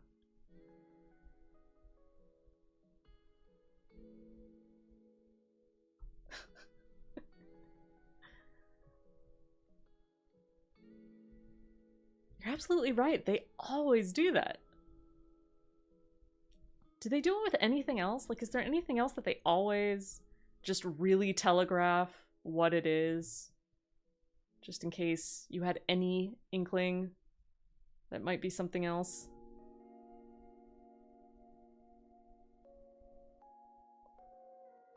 I mean, whenever you have apple pie, they don't necessarily, like, put a pie crust apple on the top to let you know, hey, it's apple pie.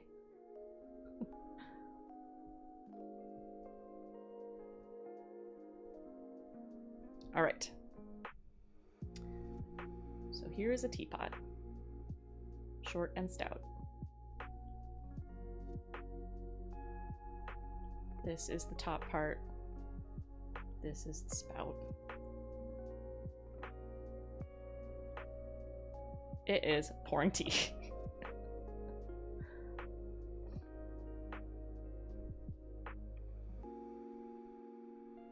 Or a piece of cloth on red velvet. Yeah, that would be super weird. Meat pie. You don't get a little meat cow on top of the pie. You don't! Or a tree on Black Forest cake. Bry Guy says, according to Meekopedia, the carrots are so that when someone harps on you for eating cake, you can say, no, look, there's carrots in it. It's healthy. Bry Guy bringing the true facts to this conversation. We all know why we put a carrot on the cake. It's so we can pretend that it's healthy. That spout is ridiculous. Like, this spout of tea is bonkers. This is too much.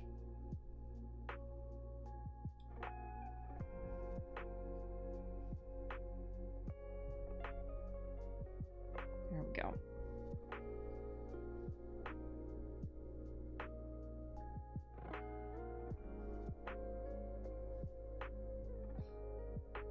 One of the things I'm enjoying about this right now is that this is leaning a little bit more into a very comic-y children's book style, which I haven't done in a while. So it feels good to do. All right, so I'm going to duplicate this like 4 times because the table is really transparent in places.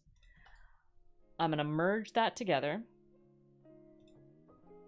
And then behind it, on this new layer, I'm going to choose a really, really vibrant color that isn't in this illustration anywhere. Get ready to be blinded. It's heavily fuchsia. So what I'm doing is I am quickly, so as not to blind myself. Ooh, I gotta fix this at the bottom. That is too rough.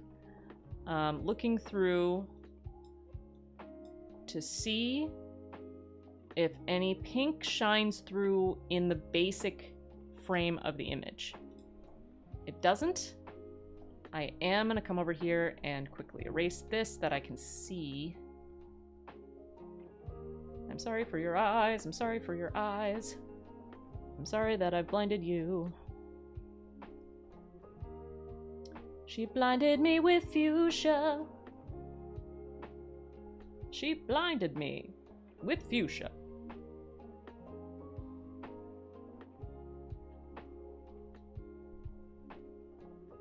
Alright. I just forgot about this whole section down here.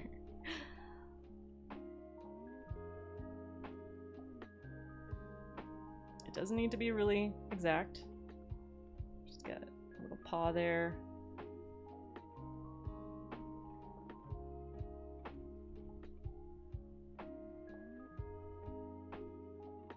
Another little paw there. And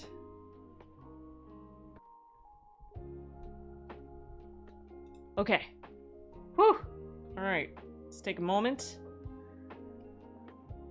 Let our retinas relax. I'm gonna go ahead and just delete that layer. I don't need it. I didn't see any, so I'm just going to make a selection of this and make a clipping mask.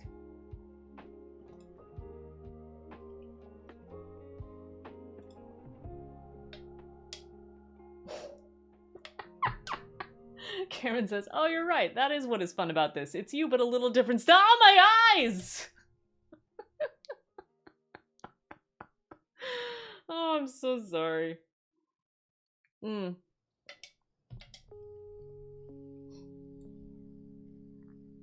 Janique says, this is the future of pastries. Putting a small icon of what the filling is on top.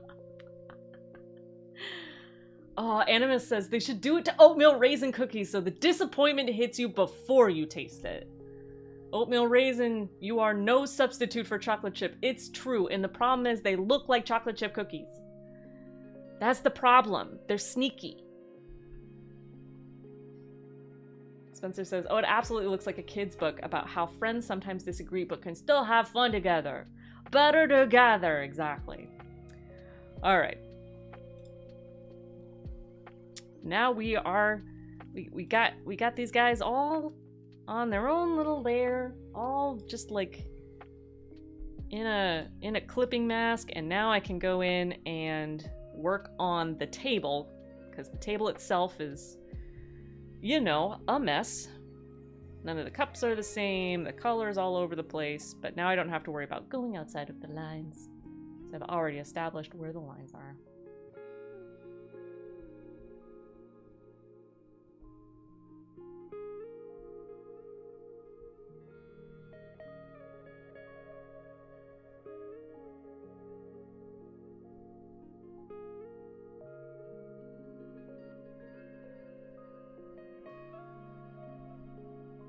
Cameron says, now on Netflix, he's a lion, she's a snake, they're a raven, and they have a friend who's a badger. They're better together. Coming this fall on ABC Family.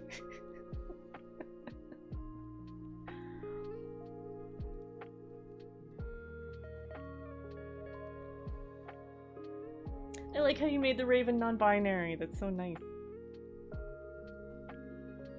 And I also like how the badger is not part of this group. Like, he's a lion, she's a snake, they're a raven, and they have a friend who's a badger. Don't know where to put you? Better be Hufflepuff. That's what that felt like.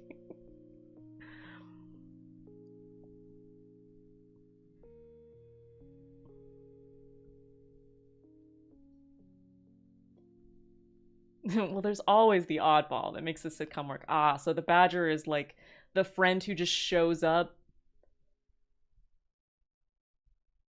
every day at the house. Like, hey guys, what's going on? But I do regret that it was the Hufflepuff character that I randomly chose.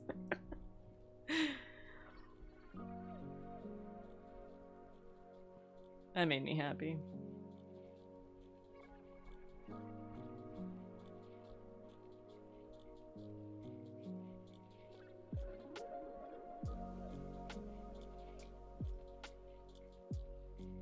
Bright Guy says, that sounds like the start of a House Hunter episode. He's a lion, she's a snake, he's a cardboard enthusiast, she's a rock collector. They're looking to buy their first home.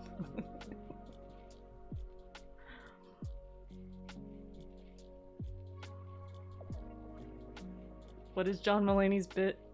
Craig and Stasia are looking for their first home. It needs to be near Craig's work, but Stasia has the dream to live near the beach, which is nowhere near Craig's job. With 4 kids and 9 on the way, and a total budget of $7, Let's see what Karen can come up with. I made Karen the realtor, apparently.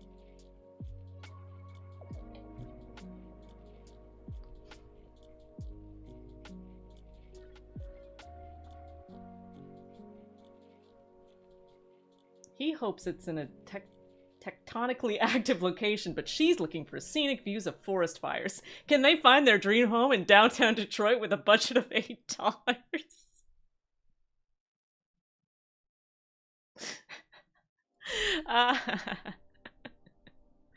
I like that very much.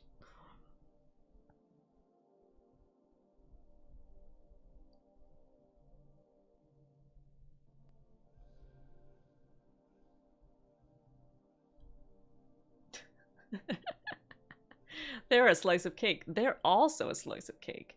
They have found themselves on a table with 4 people who seem like they want to eat cake. Can they survive? Find out in this episode of House Hunters.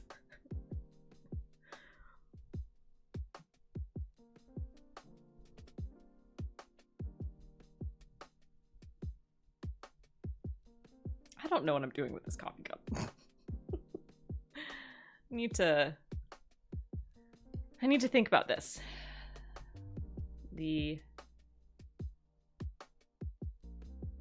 Okay.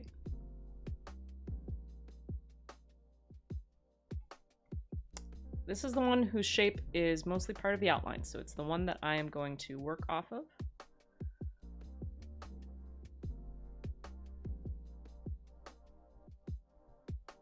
These don't need to look identical. This is a storybook illustration, but they do sort of need to look like they're part of the same set. And they didn't before.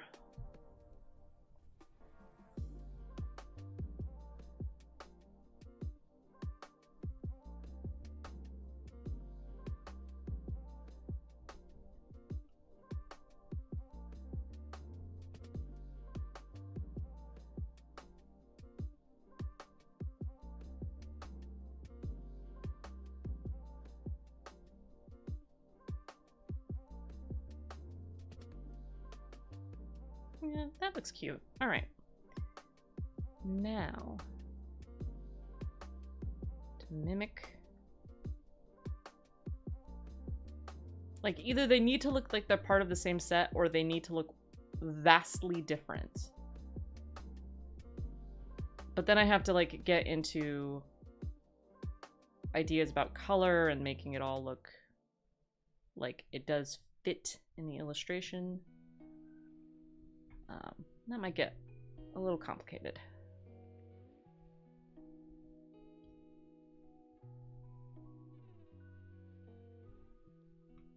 All right, that's teacup adjacent.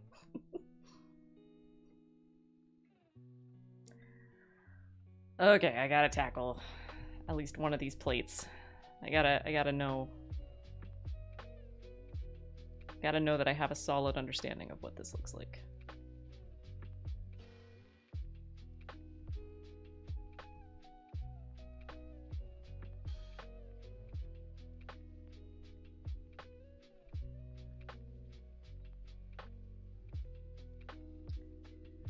Whew, how's everybody doing?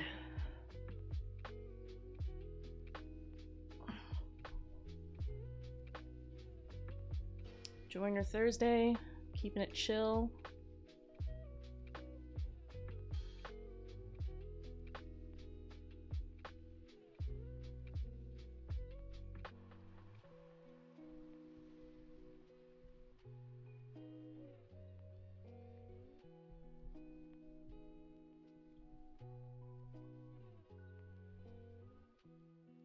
I feel like I need some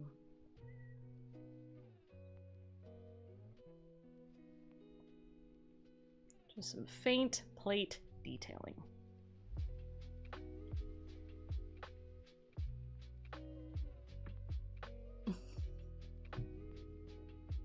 Cameron says, YouTube just suggested I watch your cover of Wool Varley's Is Anyone Out There Still Good? Oh, thank you. That makes me happy. I watch those covers now, and all I can think of is, wow, I can play ukulele so much better now.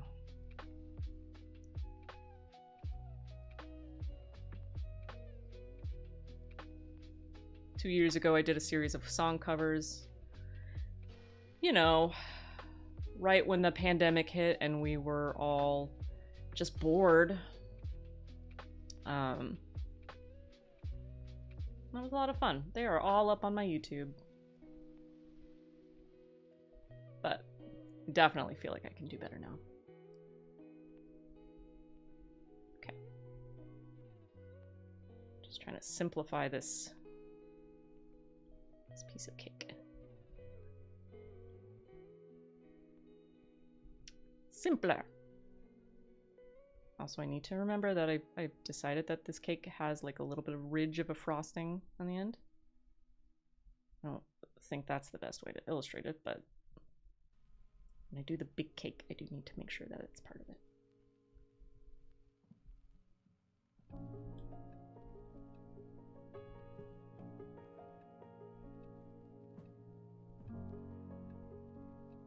Why are they having carrot cake? Why not? Why not carrot cake?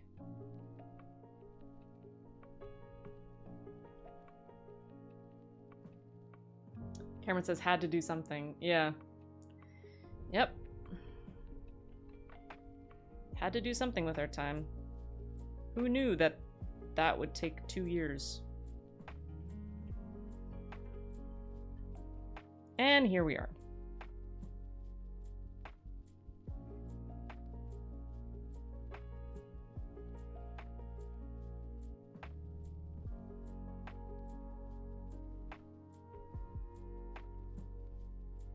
All right, that looks cute, that piece of cake. So I guess I'll try the big piece of cake. It's not a piece of cake, it's the whole cake. I just had, I gasped and I burped a little bit. I just had a philosophical thought.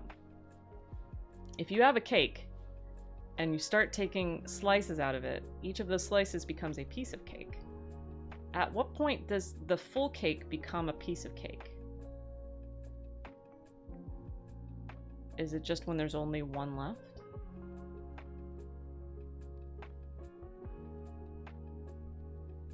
I feel like this is on the line of, if you replace everything in a car, is it still the same car? When does it become a piece of cake? When I pick it up and stuff it all in my mouth? Oh, that's a good answer, Cameron.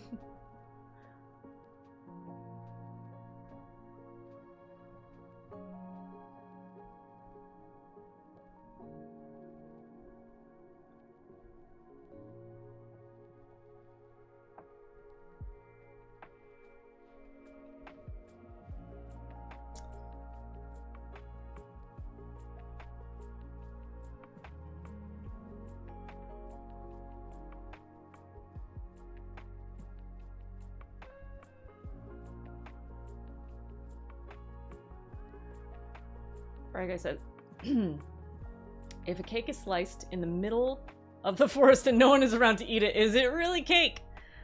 I don't know. Is cake's sole purpose to be eaten? I mean, does cake naturally exist in nature? Or is it an inherently man-made thing for our creation and benefit? Whoa!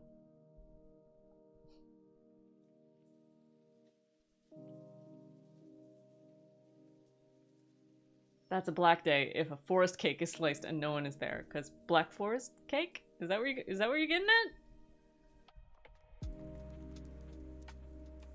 at? Is that the joke you're making?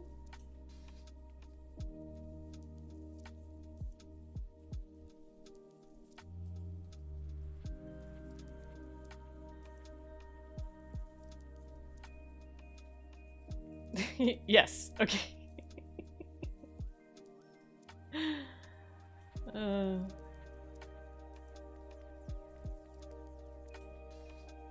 All right.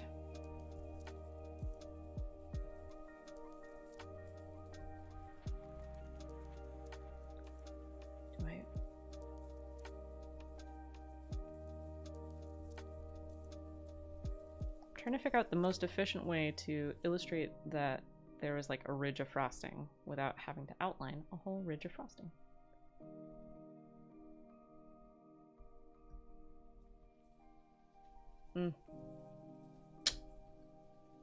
Not really. That's not it. But that's something I can solve later. Okay. I need a line of frosting and a line of frosting. And that helps establish the shapeness of this cakeness.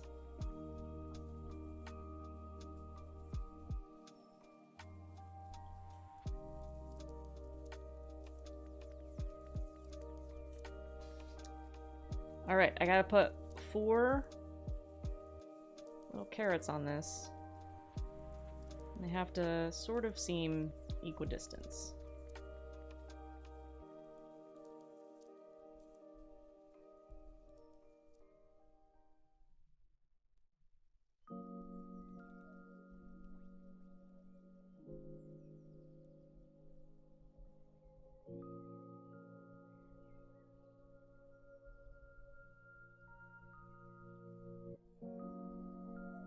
Yeah. Look at that. Look at that cake-titude.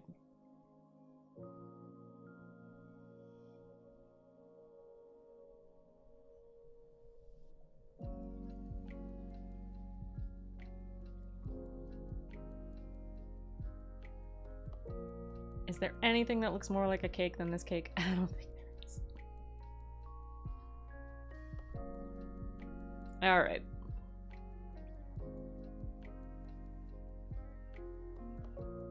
Time to move on to this area. I'm gonna have that teacup in sight.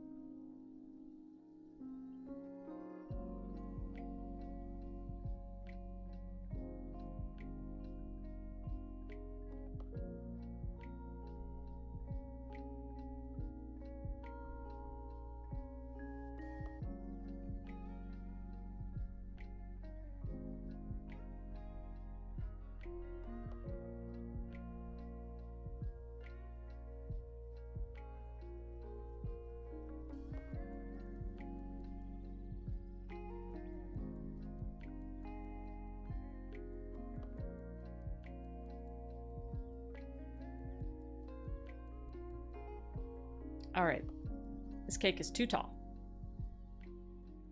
This cake needs to be like there. Going into the clipping mask, changing it a little bit.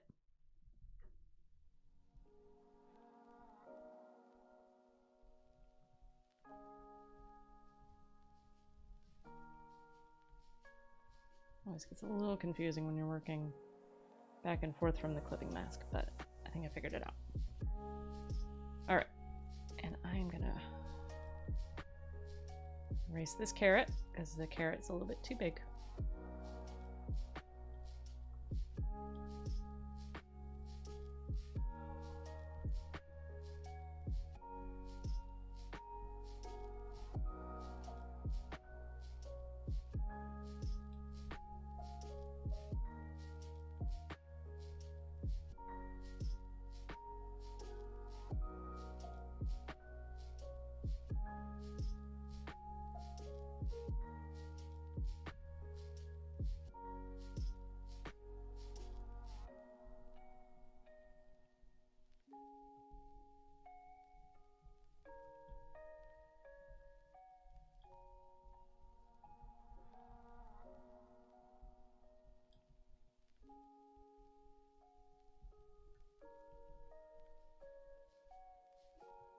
All right.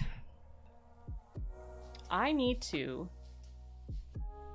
take a quick break and stretch. My shoulder muscles getting a little tight, and we still have an hour and a half.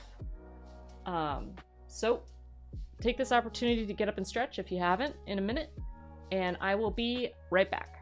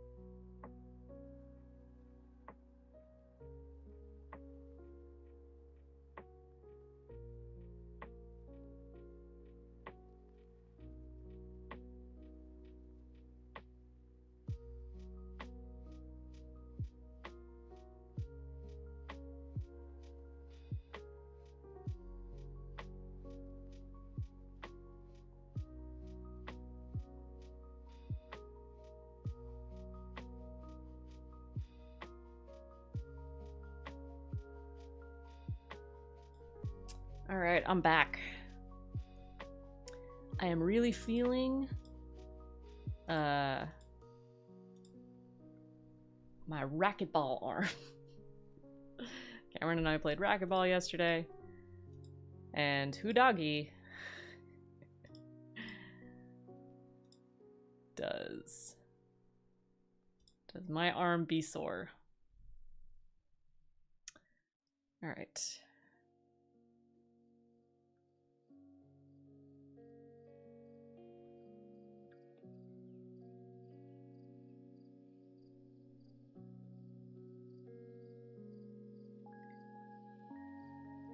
So I took away the sketch of the text, and I am wondering if I need to change the color of it slightly, or if I need to put something of, you know, like a shadow or something underneath it. Oh, right. I'm going to have to pin that to the layer below.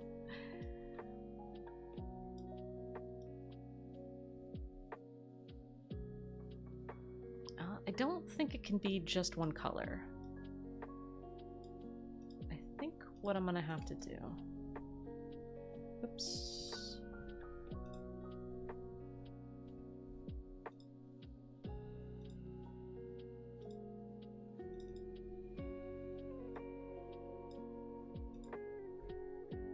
Is...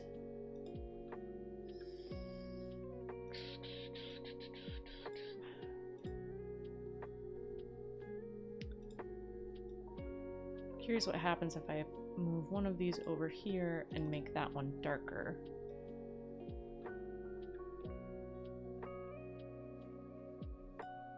Okay. Well, I mean, obviously this isn't even the final lettering. I won't want to keep it like that, but I figure if I blend it so that it has a shadow on the lighter side, it might make it more legible. So I'm going to leave it like that for now.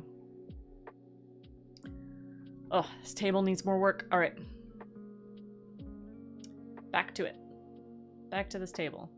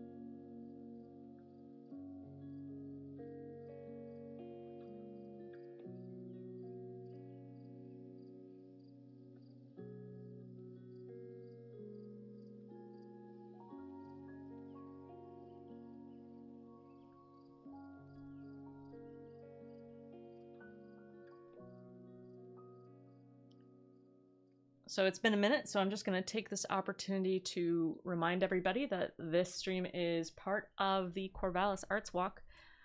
I am representing one of the artists on the virtual tour, but there is a whole list of other artists who are participating physically and virtually. You can see those artists in the link in the description. And there should be a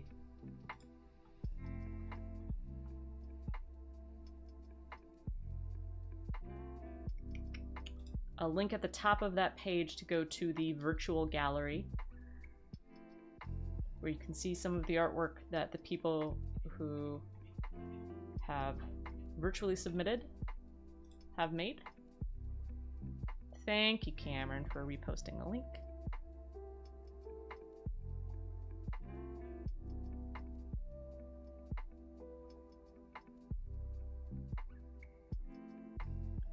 I have to decide that either this stuff has bold outlines or it doesn't have any outlines at all.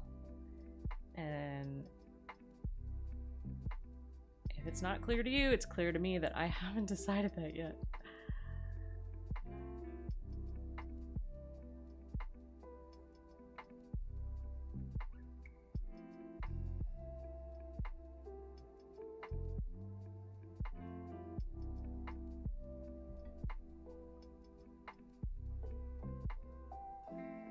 All right, so what I'm gonna do now is I'm gonna take a breather from working on the focal point, the center, and I'm gonna start working on the background, which is going to be pretty loose and painterly. I've got this, I need to figure out where it is. Yeah, it's in here somewhere.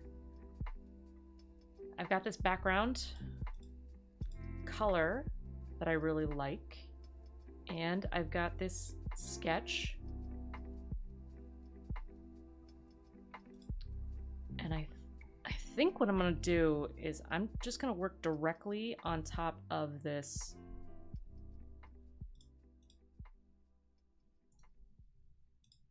I'm going to duplicate it. And then I'm going to work directly on top of this.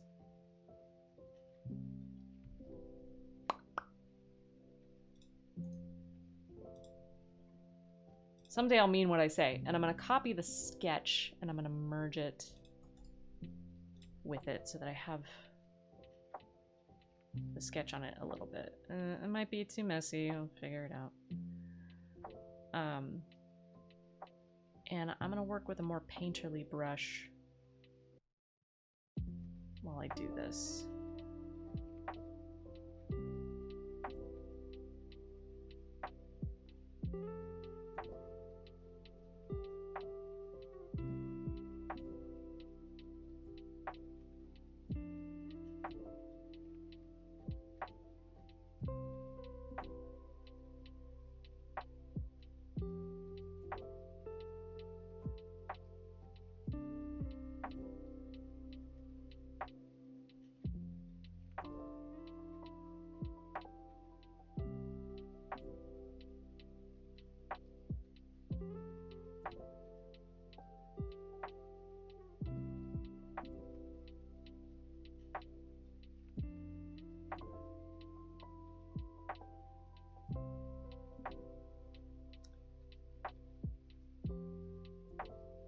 I'm just gonna try to keep it real loose,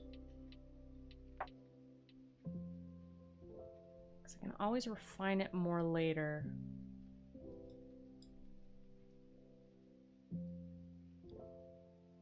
But if I get too far into the weeds, it's a little bit difficult to come back. It's a little bit difficult to loosen it up.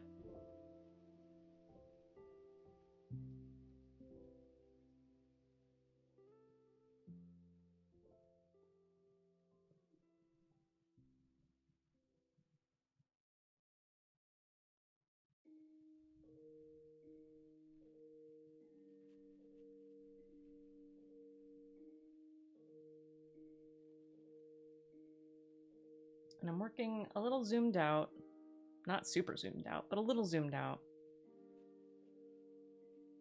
Because as I work on this background, I want to have the focal point in my sight so that I can keep track of it, make sure that it's still the most important thing visually in the image, and that nothing is upstaging it.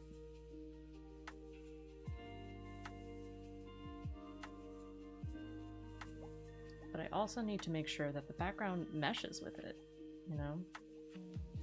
If I keep with this painterly style, I'm probably going to have to go back in and take out all of the line art that I've very diligently put in some of this to sort of make it fit a little bit more. Because at the moment, it doesn't quite mesh with the world it's in.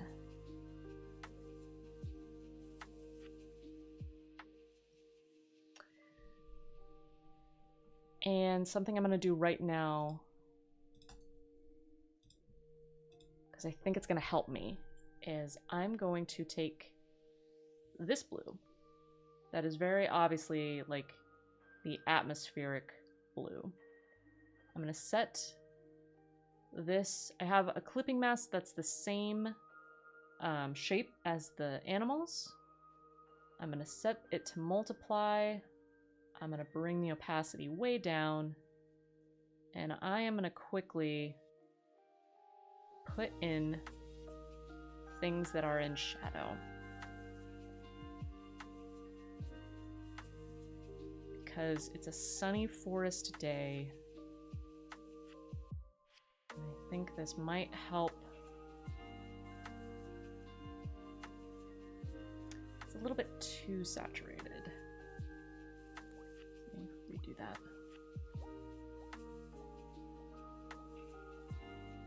And I think it's going to help ground things a bit.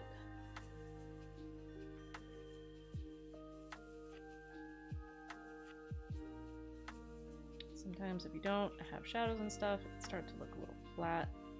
This is all on a new layer, so I can go in and, you know, fix it later.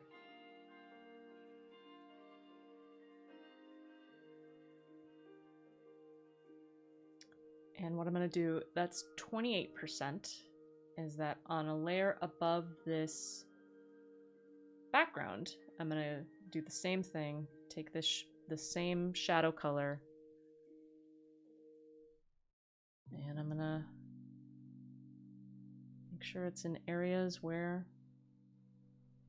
there would be shadow.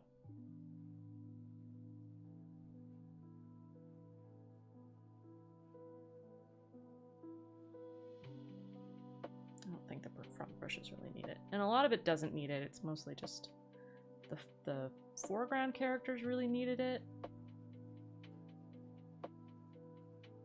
And under the table really needed it.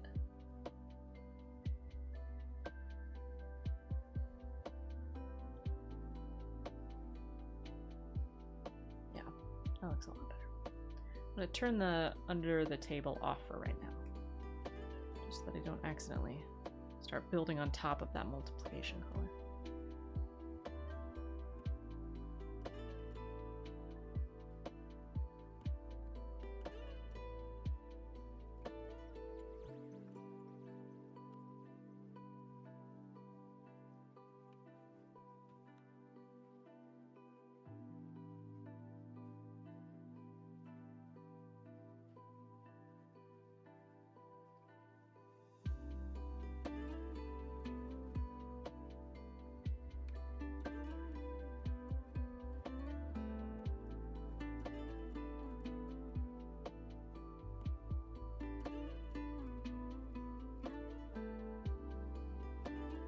This is a very chill song.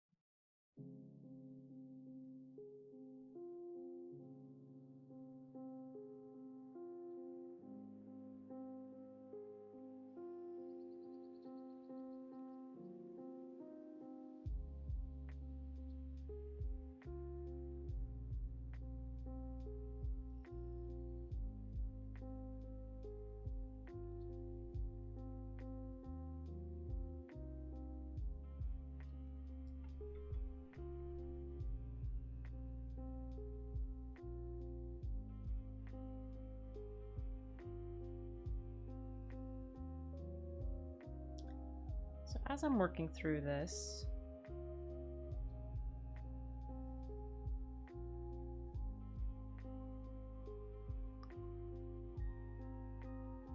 I can't imagine going through and making these edges really sharp at this point. Like, it just doesn't seem like it would fit with what I have set up here. So I think what I have to do is at some point go back and really smooth out some of these outlines that I've put in the figures. I think it's clear it's not stylistically not meshing. That's alright, sometimes that happens. I think this image was a little bit of a challenge for me because it kind of intrinsically meshed both of my styles. I have two very different art styles at the moment, one that's more painterly and one that is more graphical. And usually when I work with like my cartoon characters, it tends to end up more graphical. And I think that fact is made pretty clear in this image. But there's still time to make it blend. So one of the nice things about digital art is that as long as the composition is good, there's plenty of time to solve problems later. You're never truly stuck. Now, you might get to a point where you've worked really hard going in one direction and you realize that you need to pivot and you just don't have the energy for it anymore. And so you just decide to stop on an image, and that's super fair. But the nice thing about digital is that there's no actual paint buildup. It all exists on a computer screen. You can change any of it at any time.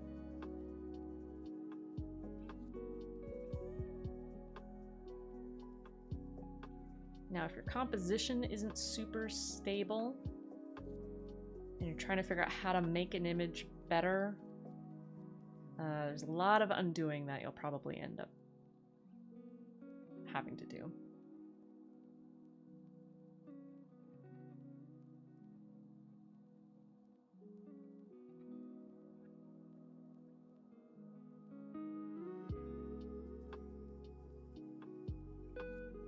I really like this tree I just illustrated.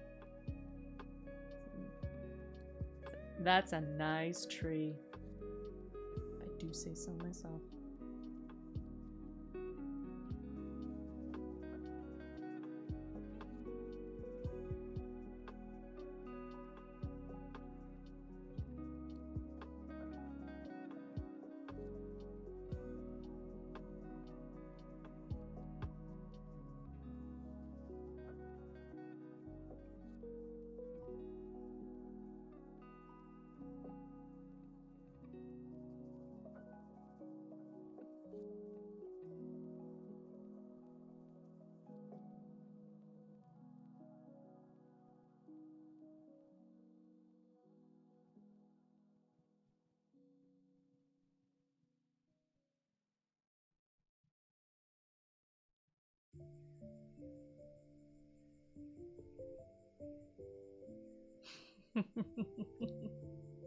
Happy little trees, indeed.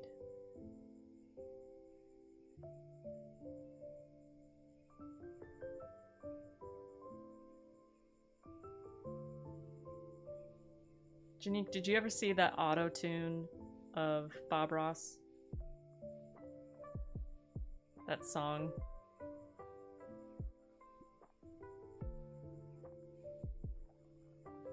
I would be lying if I said that song didn't. It stuck in my head all the time.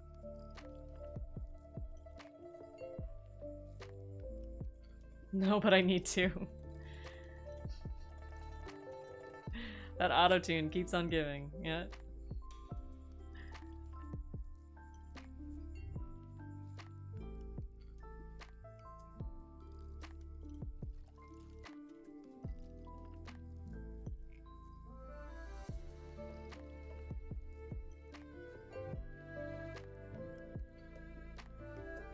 You know, when I meshed the sketch with the background, I immediately was like, "Ugh, was that a mistake? Should I go back and undo that?" But it turns out it's totally fine. All right, I'm gonna turn off the text for a second. That's not the text. Where's the text? I don't lose track of what I'm supposed to be doing back here.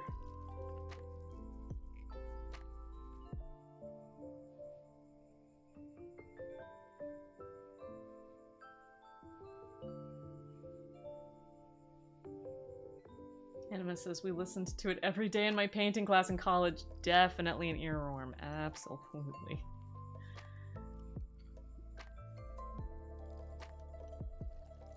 It's almost weapons grade, as my sister-in-law would say.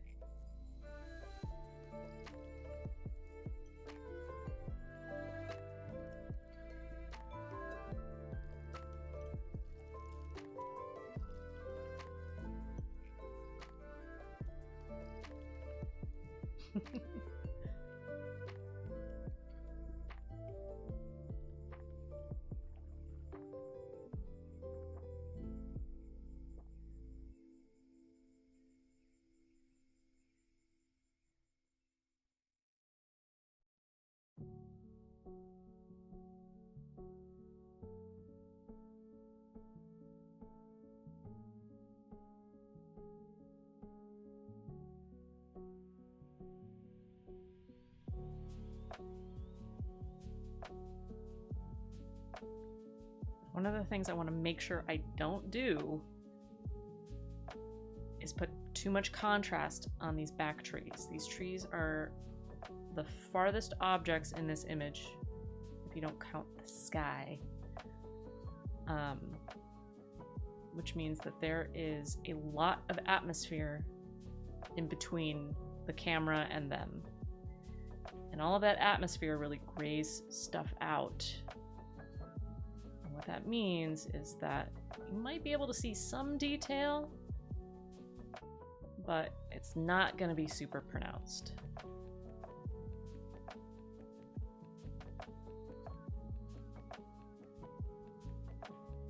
I feel like it's one of the biggest hurdles when figuring out how to paint landscapes, especially ones that are made up. Because, you know, I'm not working from a photo reference here. I'm just making it up as I go.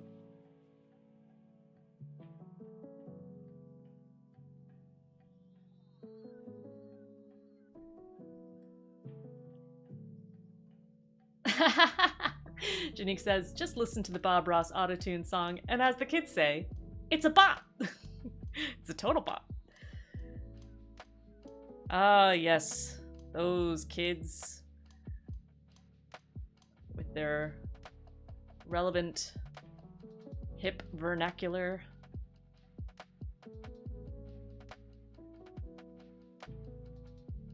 I really like these trees. I don't want to go in and make these trees really sharp lined. I don't think I'm going to. I think I'm gonna have to take the outlines out of the figures.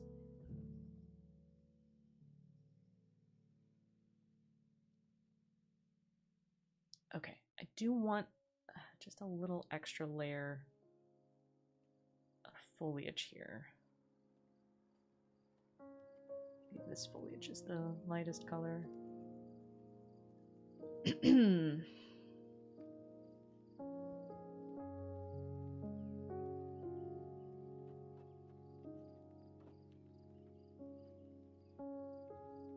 One of the things I do have to remember is that there is text that's going over here, so shouldn't have to be too detailed. There's gonna be stuff that I'm gonna have to come back in and blur out because it creates a tangent with some aspect of the text. So, once again, don't get too caught in the weeds, Arnea.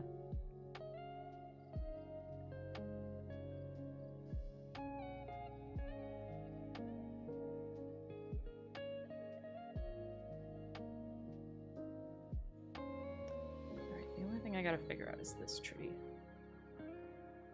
This tree's a little confusing with its shape.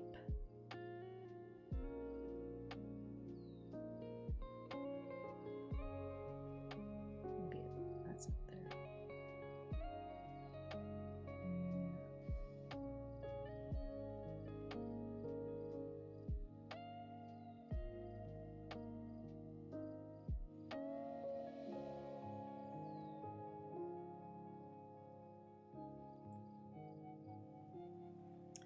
Well, now, Janique, every time you hear the phrase happy little trees, you too will sing the Bob Ross auto tune.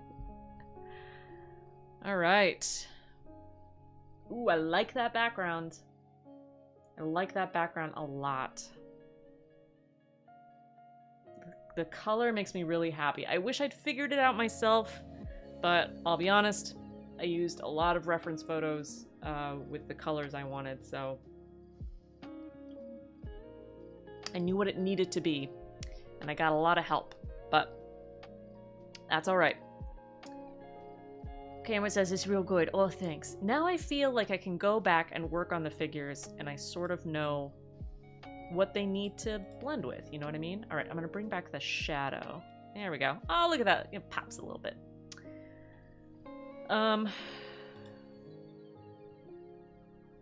Okay, I'm gonna turn off the shadow of the figures for now, and we're gonna take this gouache brush, and we're gonna start with the snake because the snake's the most grievous. It's one shape, you know? It's really easy to understand, and so the outline is very, very prominent. So we're gonna use the outline to create like a shadow here to help us see the coil of the snake. And then here, we are gonna blend it maybe all the way out.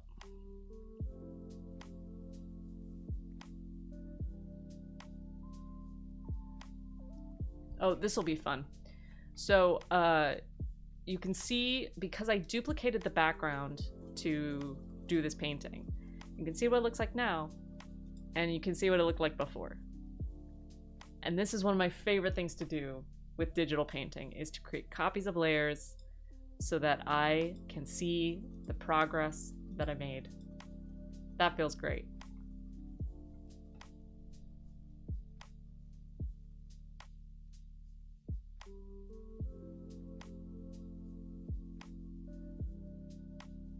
You love that part too, did you?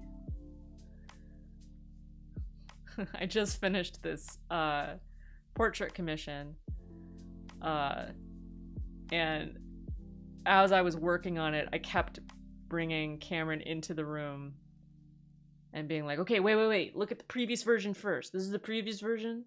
Okay, now look at it. That was pretty hilarious.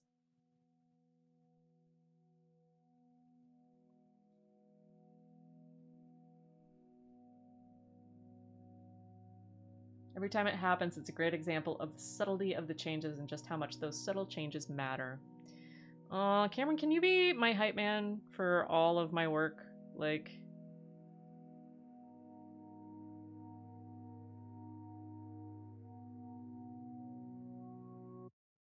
I know you got a full-time job, but if you could just be my 100% PR person, that would be so great. That would really save me a lot of time. I'm trying to figure out what I want from this.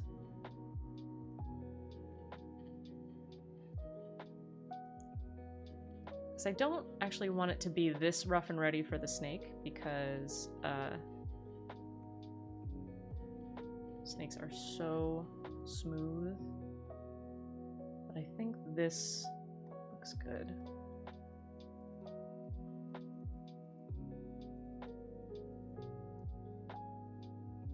Yeah, take away that outline there. You are watching RNA Push. If you like her work, go here, www.rnapush.com. In addition, she has a graphic novel that she does not promote nearly enough at coffeeandwine.net. Does that link work? It didn't put the www. Hey, looky there. And once Lilac City Comic Con is done, I will go back to working on pages. Already nailing it. Hype! Yeah. Perfect. Thank you, Cameron.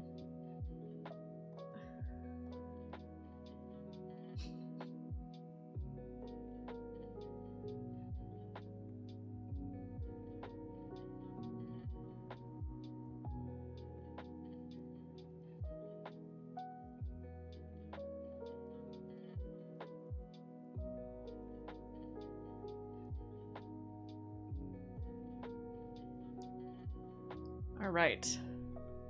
Yeah, already Snake's starting to look a little less straight up cartoony and a little bit more like he fits in this world, which is important. Janique says, can you share a little bit about the graphic novel? Absolutely. I am bad at doing the elevator pitch of what the story is about, but the long story short is that, you know, Three Dog Night's song, Joy to the World? Jeremiah was a bullfrog, bump, that one. In 2012, I did National Novel Writing Month, and I wrote a fiction story as if with that as the prompt. The story itself holds very little reference to that anymore. The main character's name is Jeremiah. But really, it's a... what do they call it? I don't even know what the genre would be. Contemporary fiction? Slice of life? I'm not even really sure.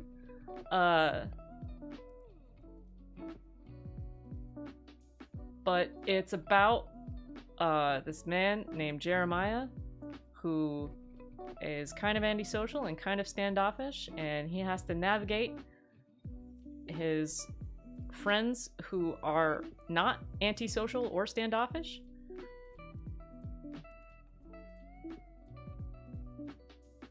And it's a story about needing each other and vulnerability and social anxiety, I guess. You know what they say, write what you know. And what do I know? Social anxiety. So I'm currently on a brief hiatus. I have about 70 pages left to make. My goal is to get it done by the end of the year. I don't know how realistic that goal is, but it is one of the reasons I decided that after Lilac City Comic Con, I'm not doing any other tables, save for maybe a holiday table before Christmas, if it's local. Because I just want to focus on, I just need to finish the story. I started, let's see. I wrote it in NaNoWriMo 2012, so November 2012. It took like a year and a half, maybe? No, it took longer than that. It was like 2016 before I was like, ooh, I want this to be a graphic novel. So that was when I started actually rewriting the script so that it would work for a graphic novel, and thumbnailing it, and roughing out all of the pages. And then 2020 was when I started doing finished pages and uploading them on coffeeandwine.net. And now it's 2022, and I would really like to be done with this project. So my goal and hope is that by the end of this year, if not be done with it, have the finish line in sight. You know what I mean? It's a labor of love for sure. Janique says, I deeply relate to Jeremiah's character already. Animus, this sounds awesome. Same, I do too. Ah, yay. Thanks. Well, you can read 104 pages online right now. Like I said, there's about 70 left to make. And it'll be about a month before the next page goes out. If you're the type of person who doesn't actually like reading graphic novels online, like me, don't worry about it. You can wait for a while until more pages are up, or just read it in chunks. I am totally fine with that. That is how I read webcomics. There's a webcomic I love. Well, a webcomic artist I love called Johnny Wander, Yuko Oda, and Ananth Hirsch. And I have loved their graphic novels. And they start by posting them online. And to be honest, I wait like 6 months, catch up on everything. And then after a certain point, I'm just like, I'll just wait till the book's out. I'll just wait until I can buy the book. And that's how I operate a lot of the time. Cameron says, and we will be printing so many copies because the story needs to be printed. We will be printing copies. Cameron really wants the copies to exist in the world. If left to my own devices, I probably would have settled for just having a print on demand, but Cameron really wants inventory of the graphic novel. I don't know how many we'll actually print.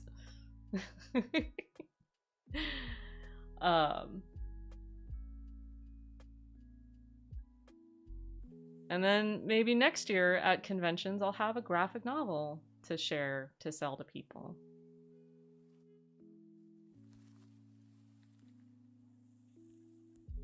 Cameron says, I do, because I love it. You're so sweet.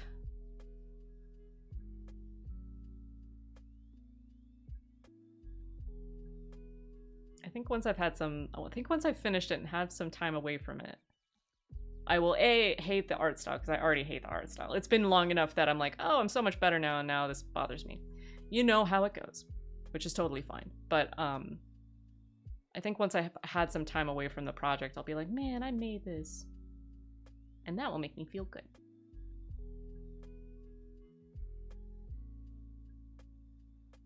Oh, I got a little lost in the weeds what I was doing. I'm getting rid of lines. I'm getting rid of lines. This one's fine, I don't care about that, but these were too outlined.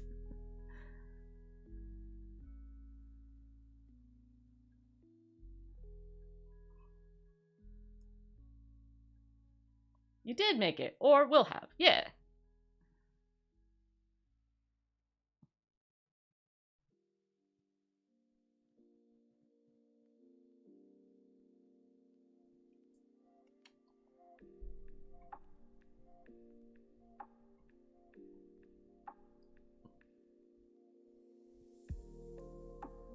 That lion's face needs a little bit of work. Something about the shape here. I'm just gonna bring this in.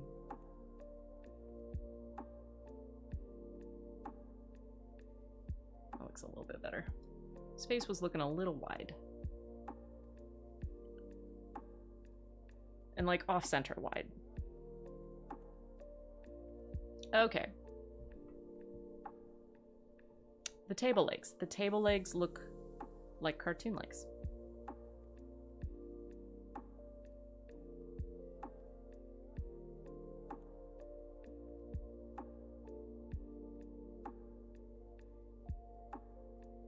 That sharp line I'm fine with because it helps illustrate the table leg in relationship to the top. But this whole section, let me just move it out.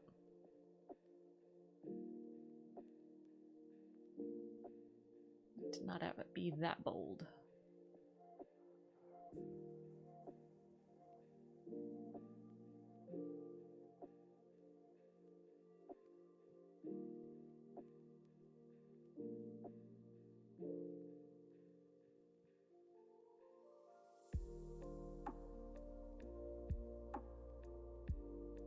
I realized that another thing that I should probably do, I put in a rough shadow. What I should probably try to do is also put in a highlight. It's another thing I haven't really set up in this. But first, I'm going to blend out the feathers and the badger fur. They're looking a little rough and ready. And they need to look a little less rough and a little more ready.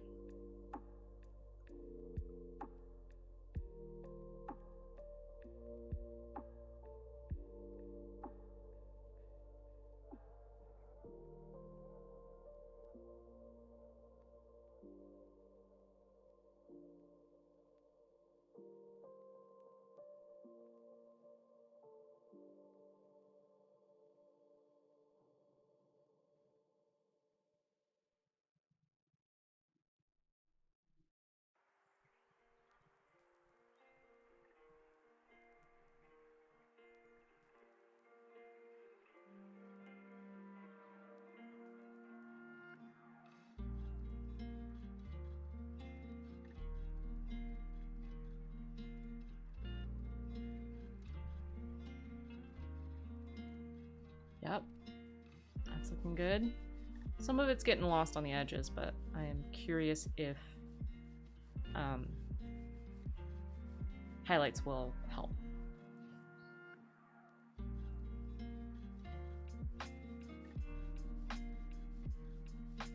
Man, you can tell the badger was the first thing I did. Everything looks so messy. But because everything else was so much messier, it didn't look that messy. And that's perspective for you.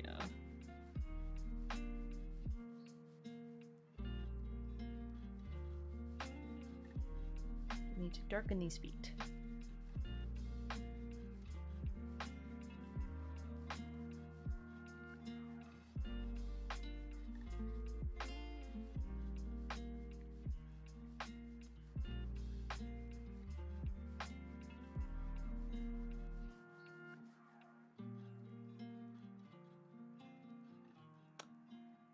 Oh, I don't like this eye.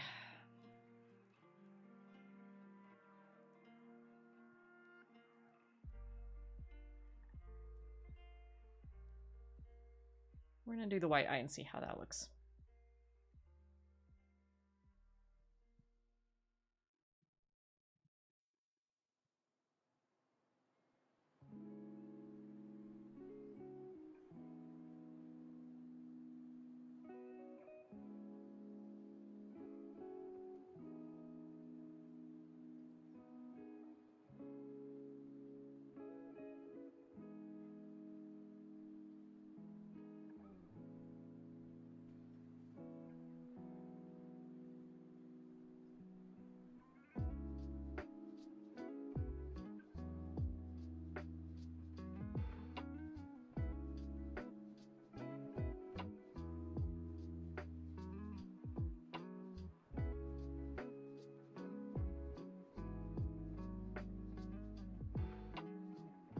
There, that looks nicer.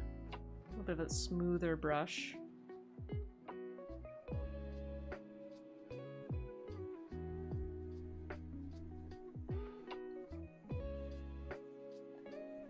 All right. So we've got this shadow.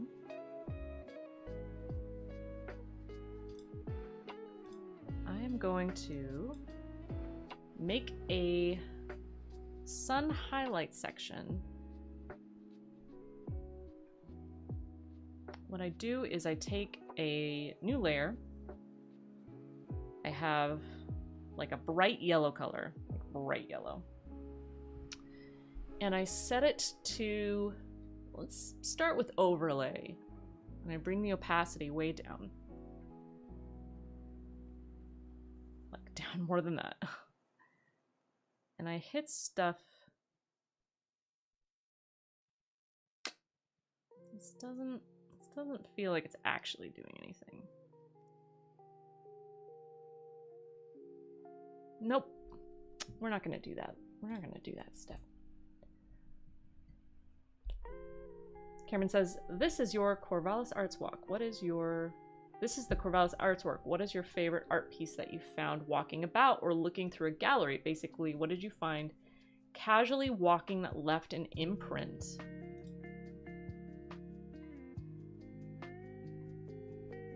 That is a great question. Cameron, you and I both know that we have never actually walked to the Corvallis Arts Walk.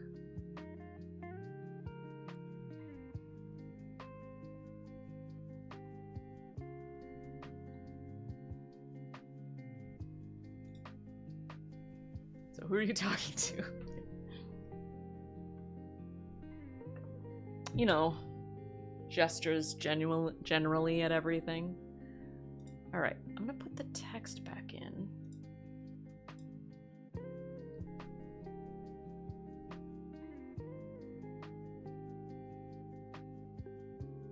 I do want kind of sunshine-esque thing. Can I make this work?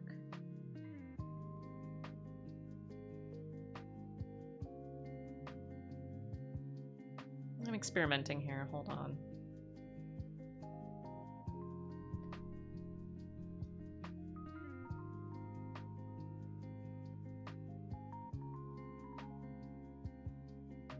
I think this would be cool if this background had really big trees that were close, but it doesn't. It's a very, like, open spot.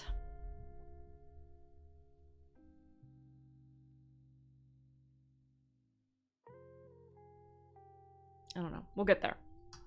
We'll get there.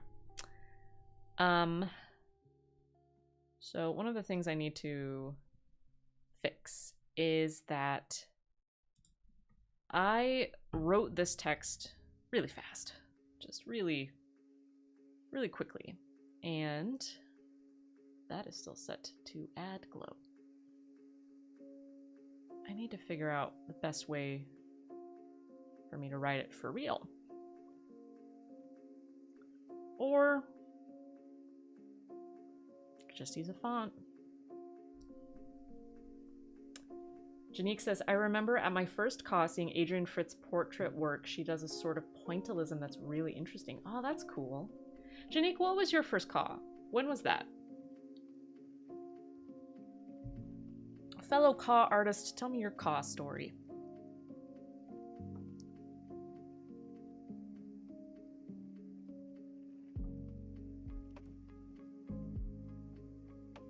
All right. So I'm gonna merge these together and basically make it really transparent because I like the overall placement of the letters, but I don't really like anything else about it. So start here.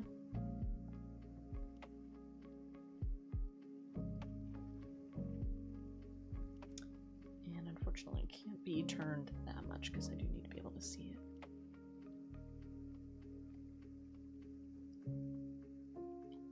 First one going to or showing up? Both. Porque no los dos.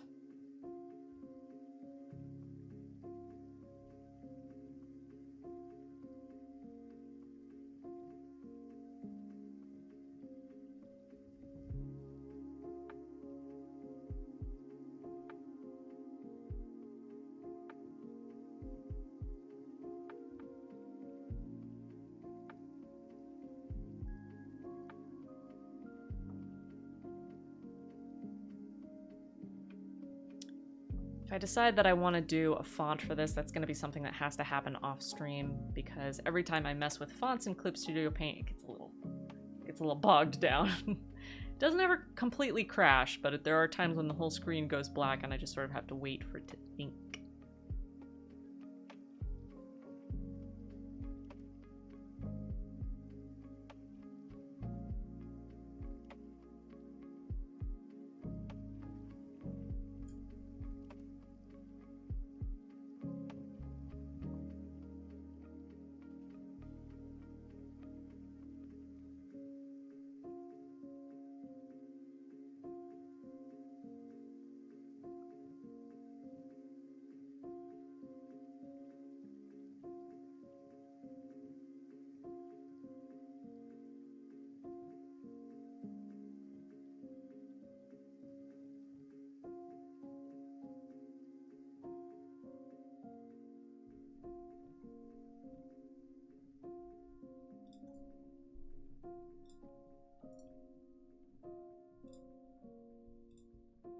gonna have to spend a little bit of time with this text, but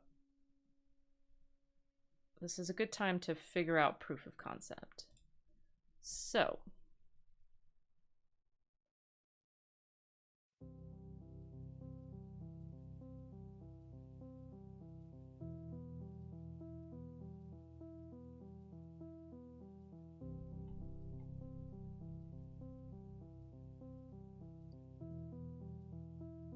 not to make it look like candy corn.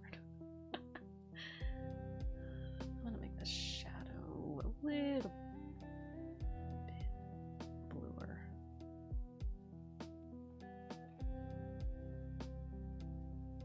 Phoenix says, I think last year, October, was my first time showing at Conifer Wellness. It was fun, but I was in a little corner tucked away. First time attending was probably a few months before that and just hung around at Conundrum House. Oh, cool. That's a good question. Cameron asks, was it nice to be tucked away, dip your toe in, or did you want to be more prominent?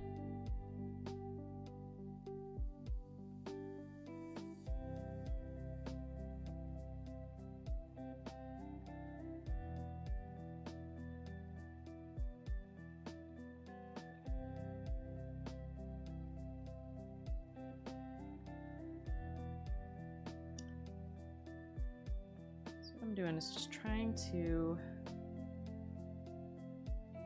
create some definition on this text so that it's readable. I mean, readability is key. Readability above all. If you can't read the text, doesn't matter how cute it is, because people aren't going to be able to read it.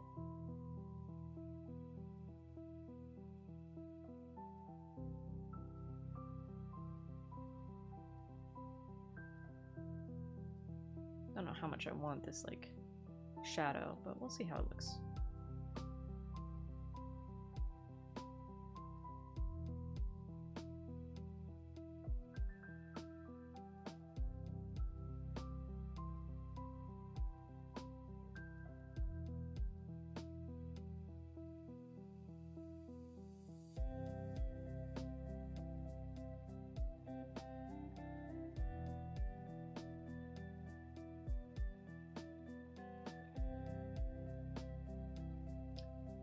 Nick says, a bit of both. I think the venue felt more traditional artist vibe than I'd like. Yeah. I have a feeling I know what you mean.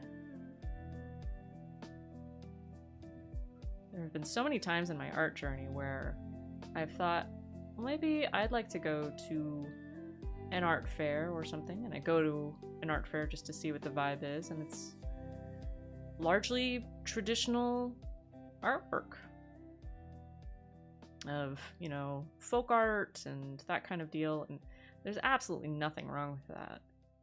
But it's not my style of art, and so it took a long time for me to figure out where the good spaces for me to show up as a digital artist were. And I think I'm still figuring it out, because right now I'm trying out conventions, like Comic-Cons,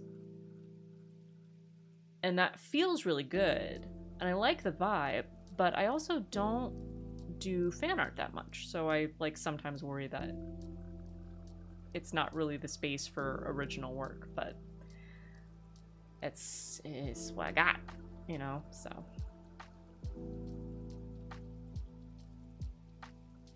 Though, that being said, I think I would, like, happily do commissions for, you know, that kind of style. If somebody, like, I like to say that I could, you know, be the commissioned artist for a graphic novel. I don't know how true that is when it comes to doing other people's work. But maybe that's enough of a reason to show up in those spaces, so that people who are looking for digital artists can find them. That looks kind of cool. It's got a little bit of issues with legibility, and I'll show you what I mean. So what I'm going to do here is I have a new layer. I'm going to fill the whole thing with black, and I'm going to set it to saturation. And what this does is set everything to the saturation level it is without hue affecting things. And what I like to do when I do this is find the trouble spots. So one of the things I'm seeing here is that this sort of gets lost, and you can see it when we go back to color. It's a little bit difficult to see because the colors are fighting each other.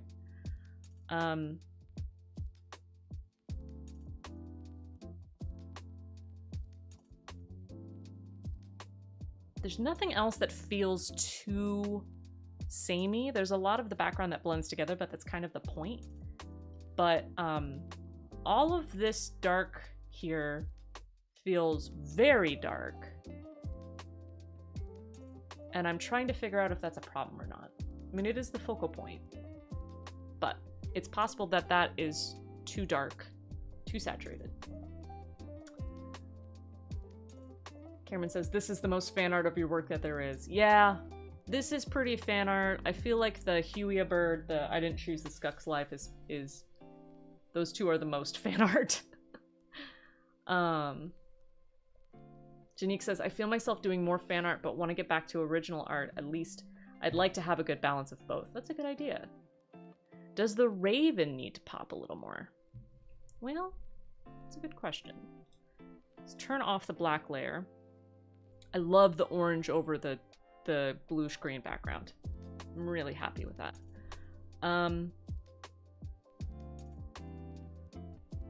It doesn't need to pop in sense that it needs to be lighter or darker on the whole, but its expression is largely lost at the moment. Whereas with the lion and the snake and the badger, you can really see their expressions really well, but because a raven is a black bird, that's really difficult to see. So that needs to be affected.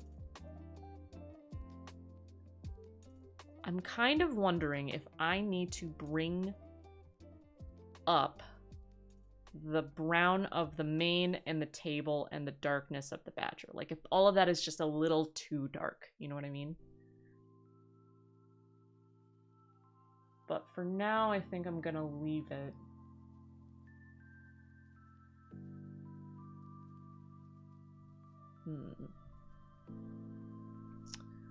So what to do about the text while I've got it?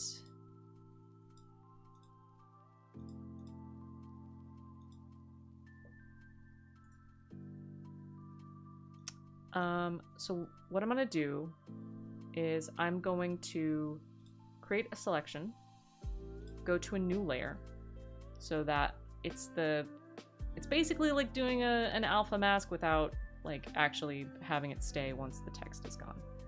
And what happens if I make this up here even brighter?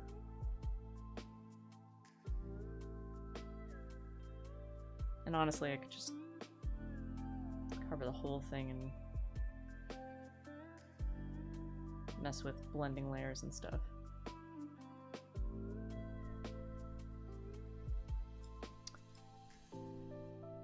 So I set this to like overlay. Back a bit.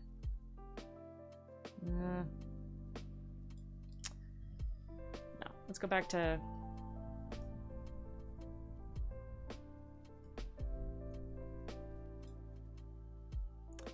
that is surprisingly even worse. So lighter isn't gonna work.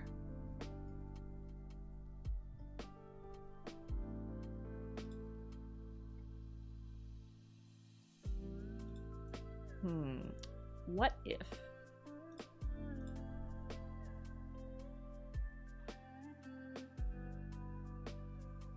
I darken the top a little bit? There's almost like this stripe that goes through. This one is probably fine because of the blue tree of the background.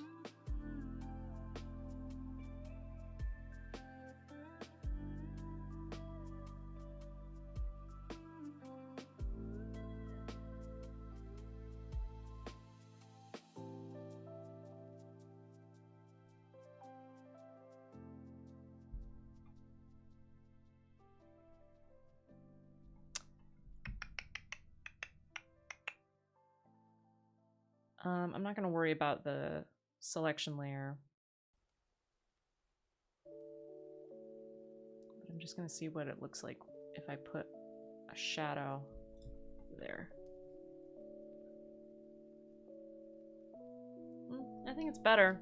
I think it's a better. I think it might need some work.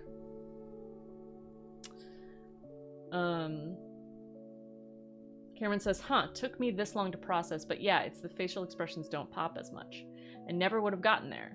I feel like the more I see you make art, the more I understand what I don't understand. Oh, that's nice. I like that. So, I do agree that the bird doesn't pop as much. And so, I'm gonna see what happens. Don't undo work. I'm gonna duplicate this layer. And that way I'm on a new layer. I've got the same alpha mask. And what I can do is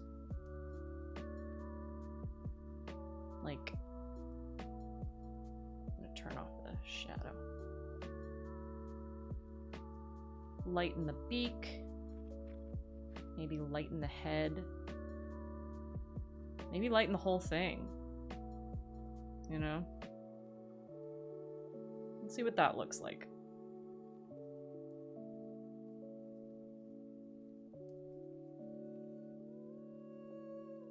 Oops. Well, you know what? It's on a new layer. I'll just erase it.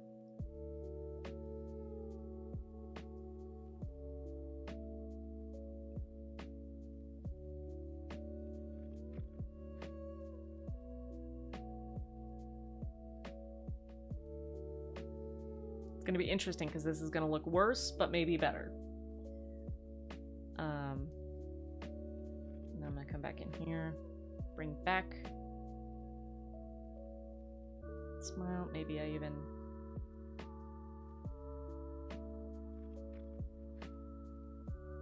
lighten the bottom beak as well.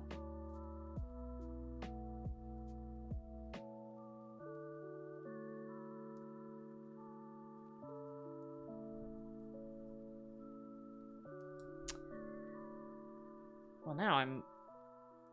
One of the things that bothers me is the position of the eye. Felt way too forward.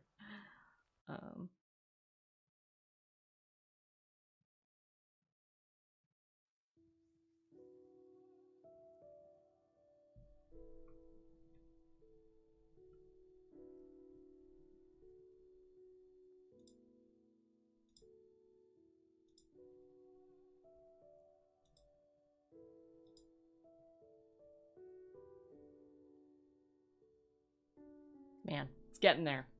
I'm not gonna finish it tonight, that's for sure. But it's getting there. I think...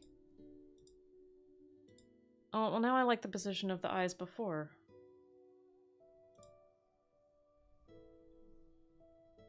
Turn off the shadow. Wow. That bird is difficult.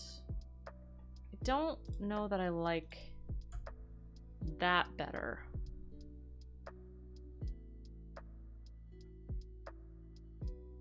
How do I make the bird?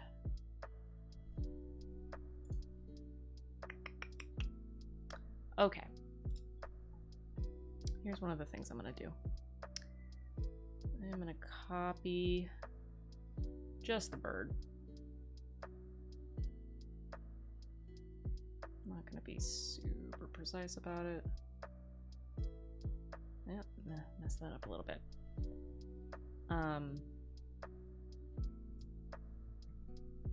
All right. Interesting. It pasted it in a new layer and it kept just the alpha mask of that section. So that's perfect. That's exactly what I wanted.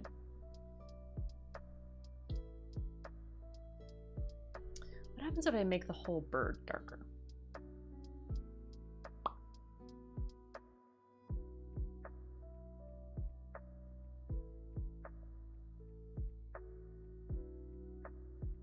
And we do the thing like the badger where we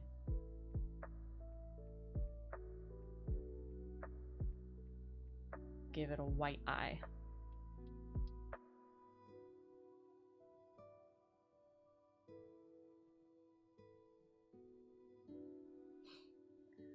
Giving it a white smile feels, we're like really, that's too abstract.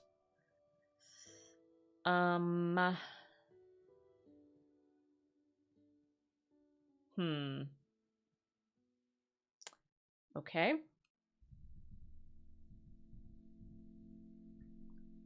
What if...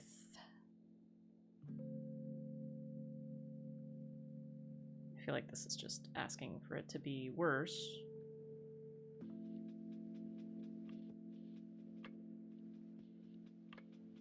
What if I forgo the dark color?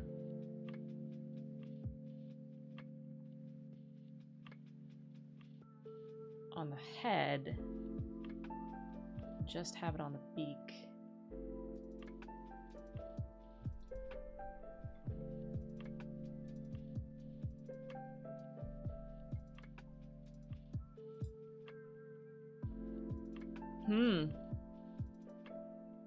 That might be it. Maybe it's just that the coloring of the whole thing was just a little bit too complicated for the cartoony style.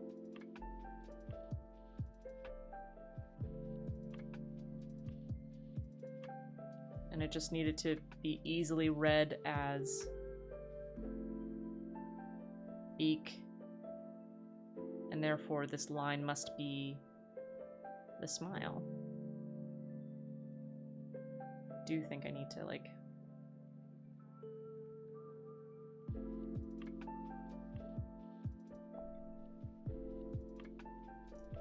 do think the eye needs to move back just a little bit. It just feels like it's a little bit too forward.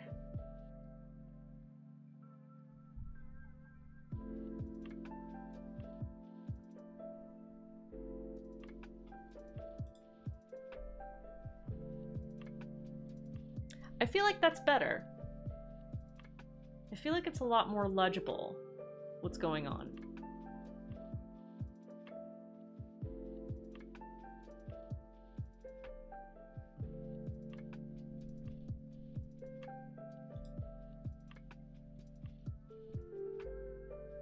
Part of me is kind of wondering if the beak is too big. This is just on a new layer. Just to see.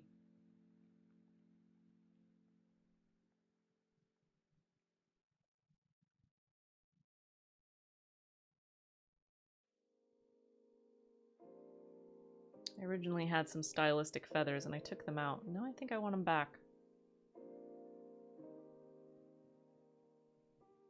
Gives this bird a little bit more character, I think.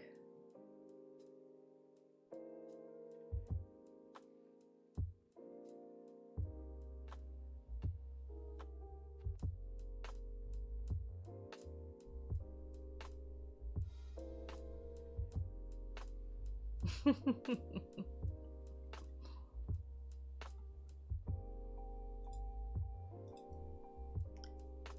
now what I want to do is go find, let's see if I can.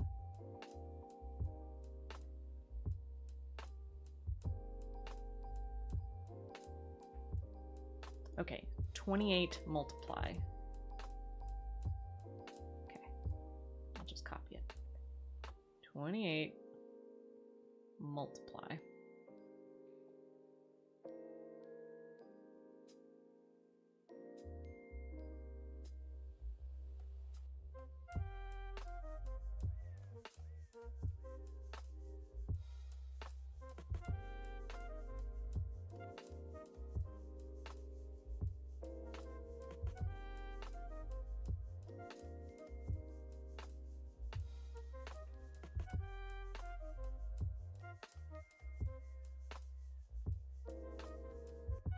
All right, so what I'm trying to do now is be a little bit more precise with the shadow.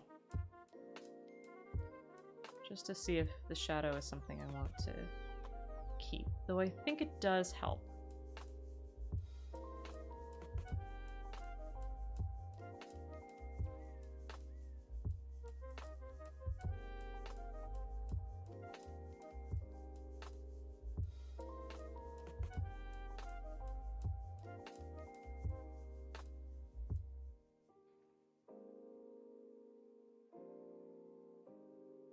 Maybe this whole thing's in shadow.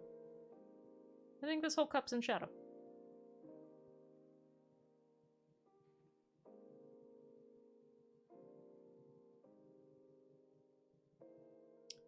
This whole section of the cake's in shadow. This isn't. This is.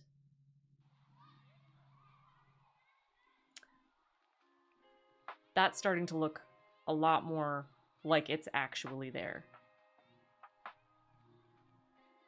That was definitely something that I was struggling with. If the sun is coming from the other direction, then the cake is casting a shadow. If the cake's casting a shadow, then the cake should partially be in shadow. I'm gonna bring light back there.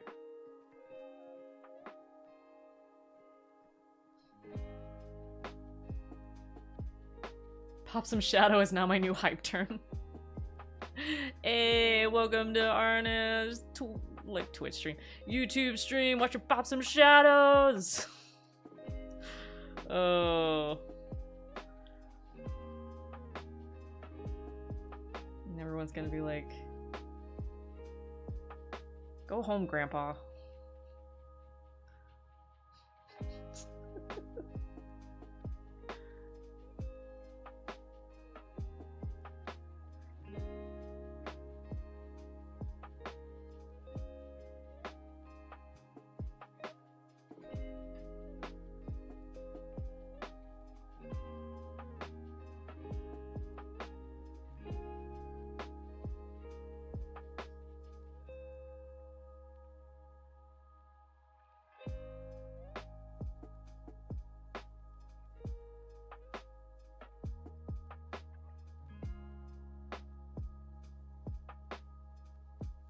Did you just call me Grandpa? I didn't, but that is what people will say. I'm just letting you know. Just letting you know now.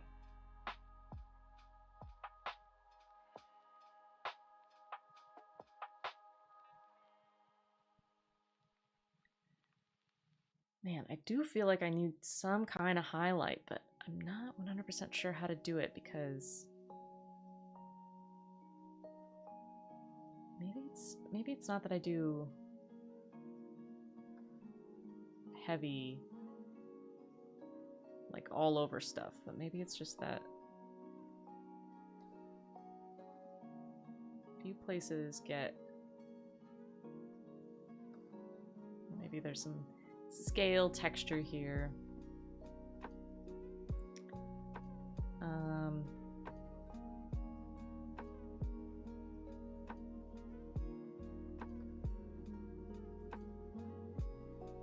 Maybe the main here. Yeah, that's too yellow. A lot of this is too yellow.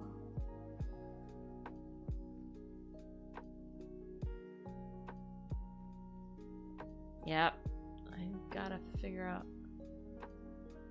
how to do a highlight that doesn't just look like I put a yellow layer over the top.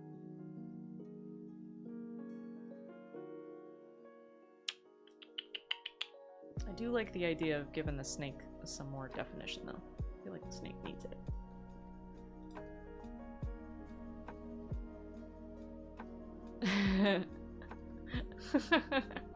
There, embracing it. I'm going to bed now. I have to be up early to go get my breakfast at 5 a.m. Going to the cafe, biscuits and gravy.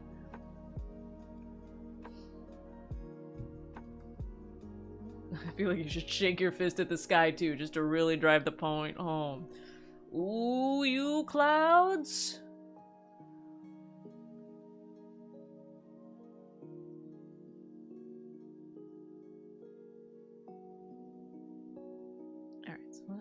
do here.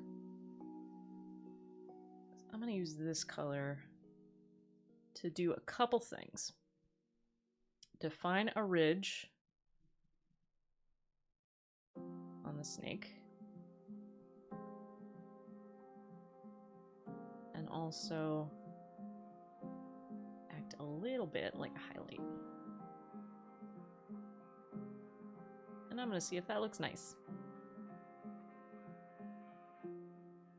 Maybe it doesn't.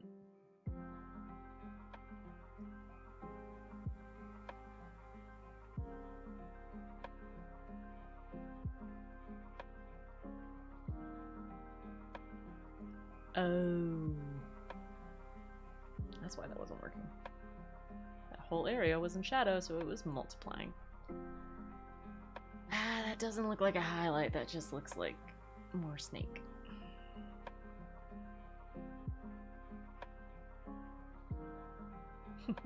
Hope y'all are enjoying this. This last hour has been real. A whole lot of me being like, does that work? Does that work? Oh, no, no.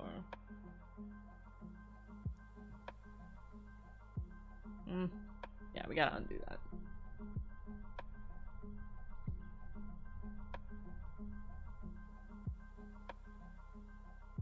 But to be honest, that's a lot of what illustrating is for me. Especially when I get to this point. Does that work? Does that work? How about this?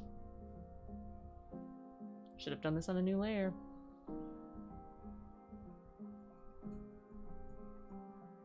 There we go.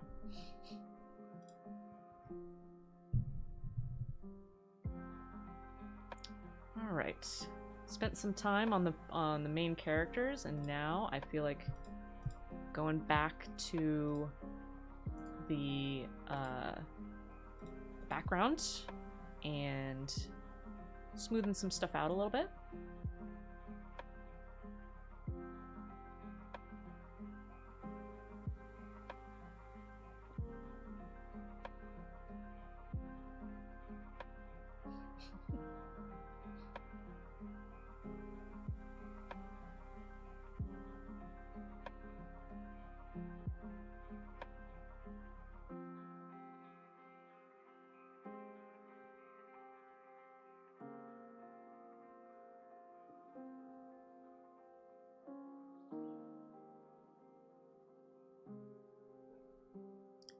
I just want to refine some of these spots that seem a little bit too rough and ready now.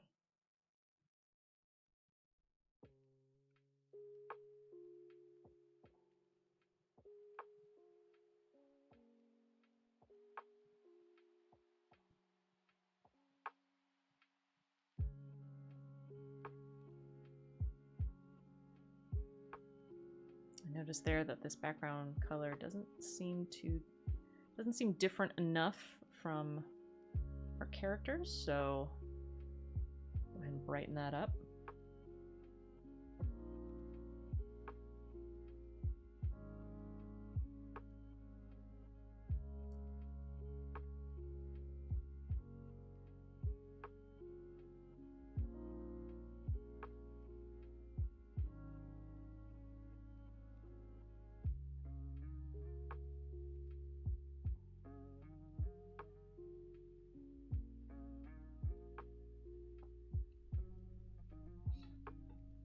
I want to see something with this text. Duplicate the text. Create a selection. Still getting parts of it that aren't very legible. Except now it's at the bottom. So now I'm just like, what happens if I just make the whole bottom dark?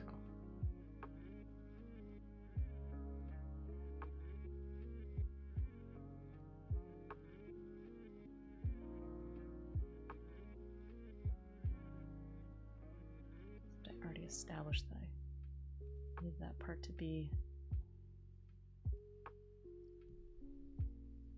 Wow, I just muddied this whole thing up. All right.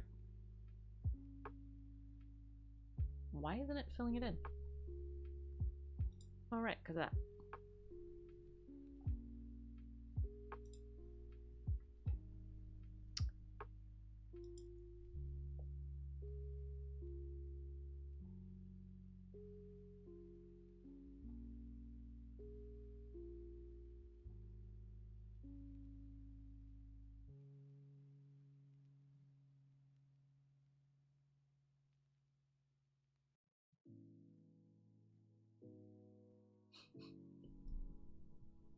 I'm not even gonna turn off the selection for that, because it's not better than what I've already done. What I should instead do...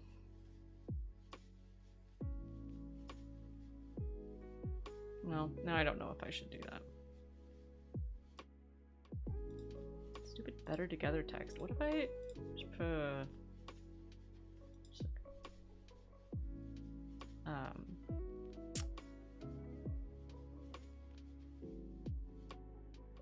like a drop shadow behind it.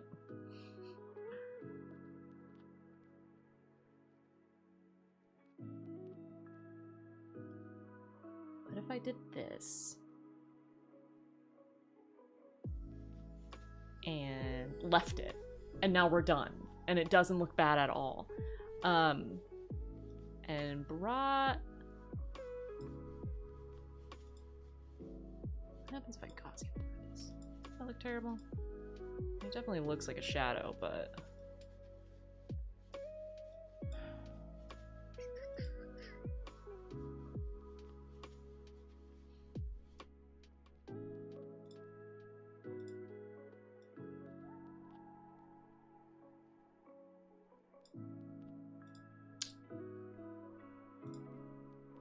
Certainly work to be done there.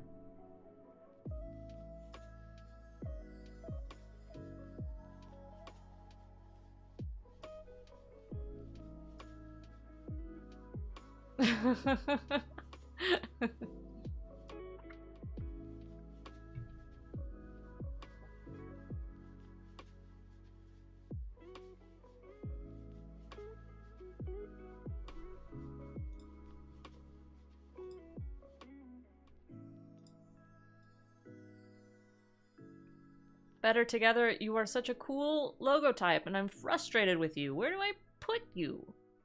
Where to put you? Better be Haverbath. Getting a little loopy.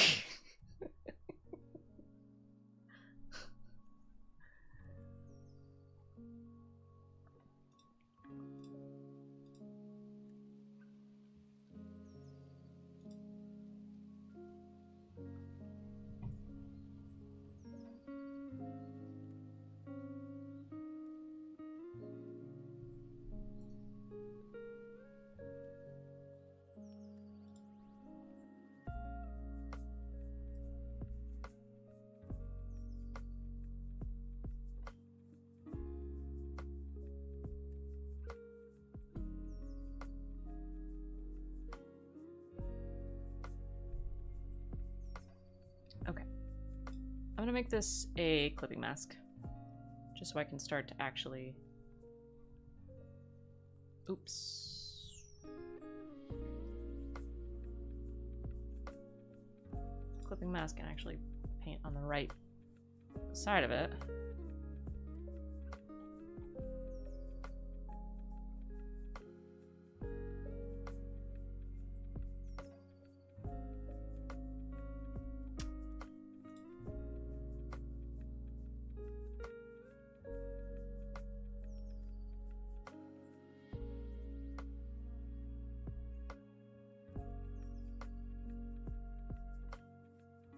Whoop.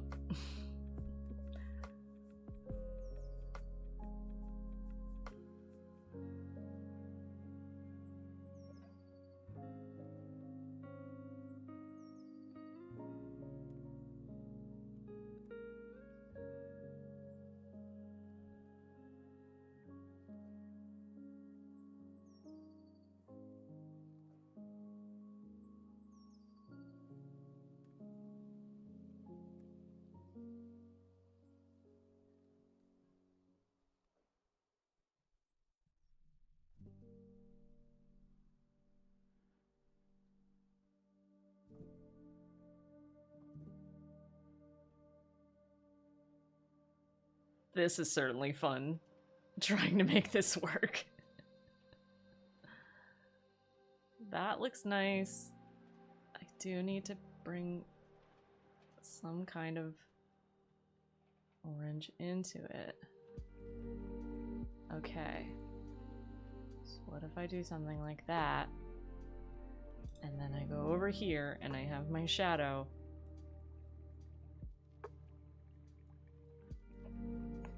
What if I make the whole thing shadow?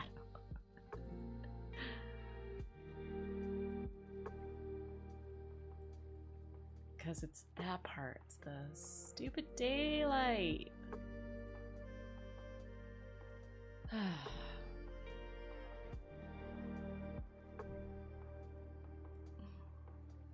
My goodness. This section has certainly been a journey while I try to solve this problem. And it's not solved yet. That's for dang sure.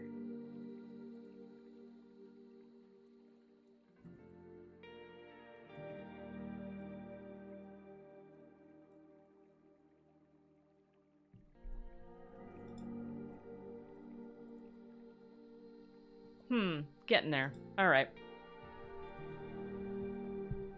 I'll figure it out. I will figure it out.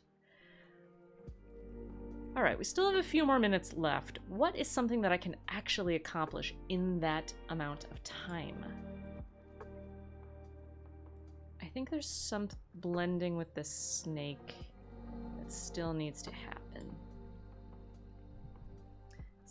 Still looking a little too outlined.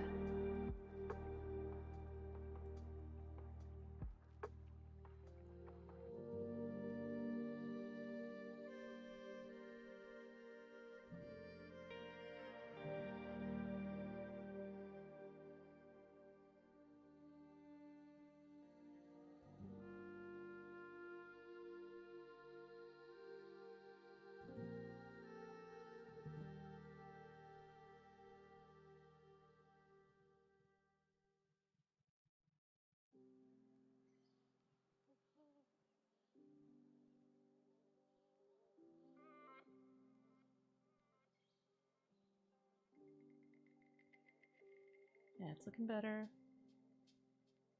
I need to remember that the shadow's on. Turn the shadow off while I work on this.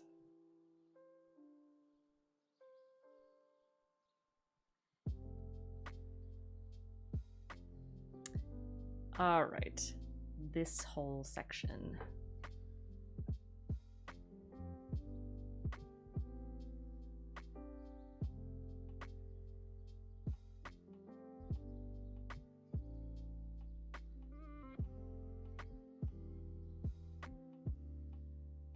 You know, I'm gonna be frustrated that I didn't finish this, but I'm gonna be frustrated for the next 10 minutes.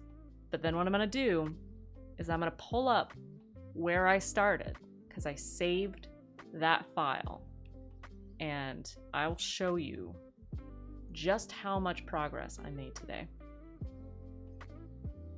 And it's gonna make us all proud of ourselves. And it's gonna really remind me what I can accomplish in 4 hours.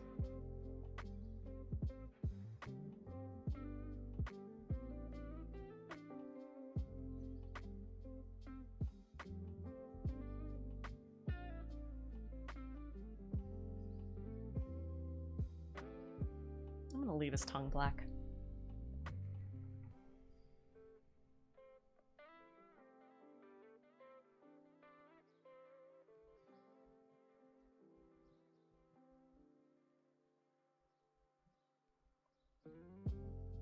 Right. Some weirdness going on right there. Fix that.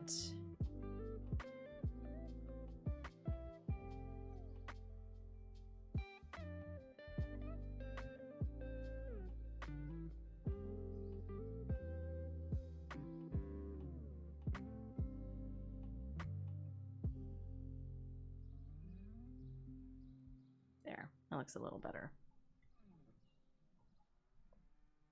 But I am going to go into this and give the shadow just a little bit of texture. This will just help a little bit. I think this is the shadow color. Yeah.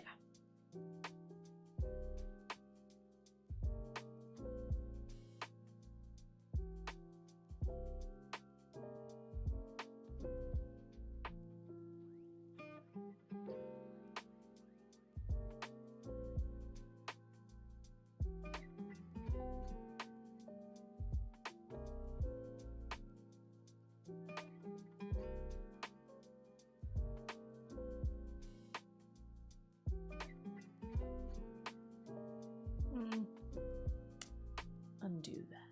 I don't like that.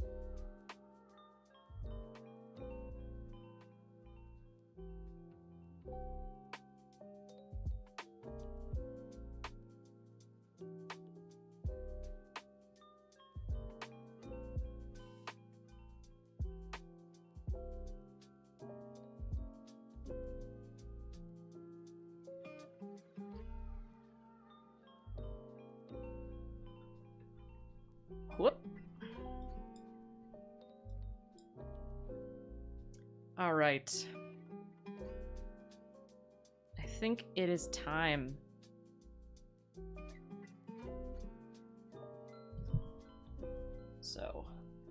So as not to spoil the full effect, what I'm gonna do is I'm gonna bring this into just chatting. Hello, hi, it's just me. I'm gonna close out of this and open it after opening the, I'm gonna save it. Go into this file, open the rough, open the finished thing. Oh, and then I moved it. I'm a silly person. Open the finished thing. Okay. Now, are you ready? This is the rough. And really, this is the rough. This is where I started at the beginning of this stream. This is what I had. And this is where we got to in 4 hours. Your studio is so tidy. Oh, thank you. It's because I went on a road trip last weekend and I cleaned it before I did. Yeah, so like, I can get to this point and be like, oh, I just feel like I haven't done anything. And then I pull back where I started that day and I'm like, wow, I did a lot. So I am very stoked about this. Yay! All right. That is it for me. I am tired. It is time to call it a day. Thank you for hanging out with me on this Corvallis Arts Walk evening. If you walked the walk, I hope you had fun. I hope you got to see a bunch of artists. If you checked out the virtual artists, I hope you found something you like. Remember that that stuff stays up for a little bit. So even though the Corvallis Arts Walk is ending in 4 minutes, that because it's virtual, that stuff is staying up for a while. So you can still check it out. Thanks for the stream. Thank you for being here. I really appreciate it. Thank you, Animus, Cameron, Bry Guy, Janique. Spencer was here for a minute. Thank you all for being here. Game Arcane, I really appreciate it. I had a lot of fun. Thanks for streaming. It was great to see your process. I'm glad that you enjoyed watching the process, because that's what I like watching other artists do. So that makes me really happy. Hopefully I can get this done for Lilac City Comic Con. But if not, this image will eventually be available on my shop at rnapush.com in the future. But until next time, I won't be participating in next month's Corvallis Arts Walk because we're going to be out of town, but probably July. But in the meantime, you can find me on Twitch, twitch.tv/natclass, where I stream once to twice a week, depending on things. So I hope to see you around. Thanks so much for hanging out with me today. I had a ton of fun. Take care of yourselves. and I will talk to you next time. All right, bye. Mwah.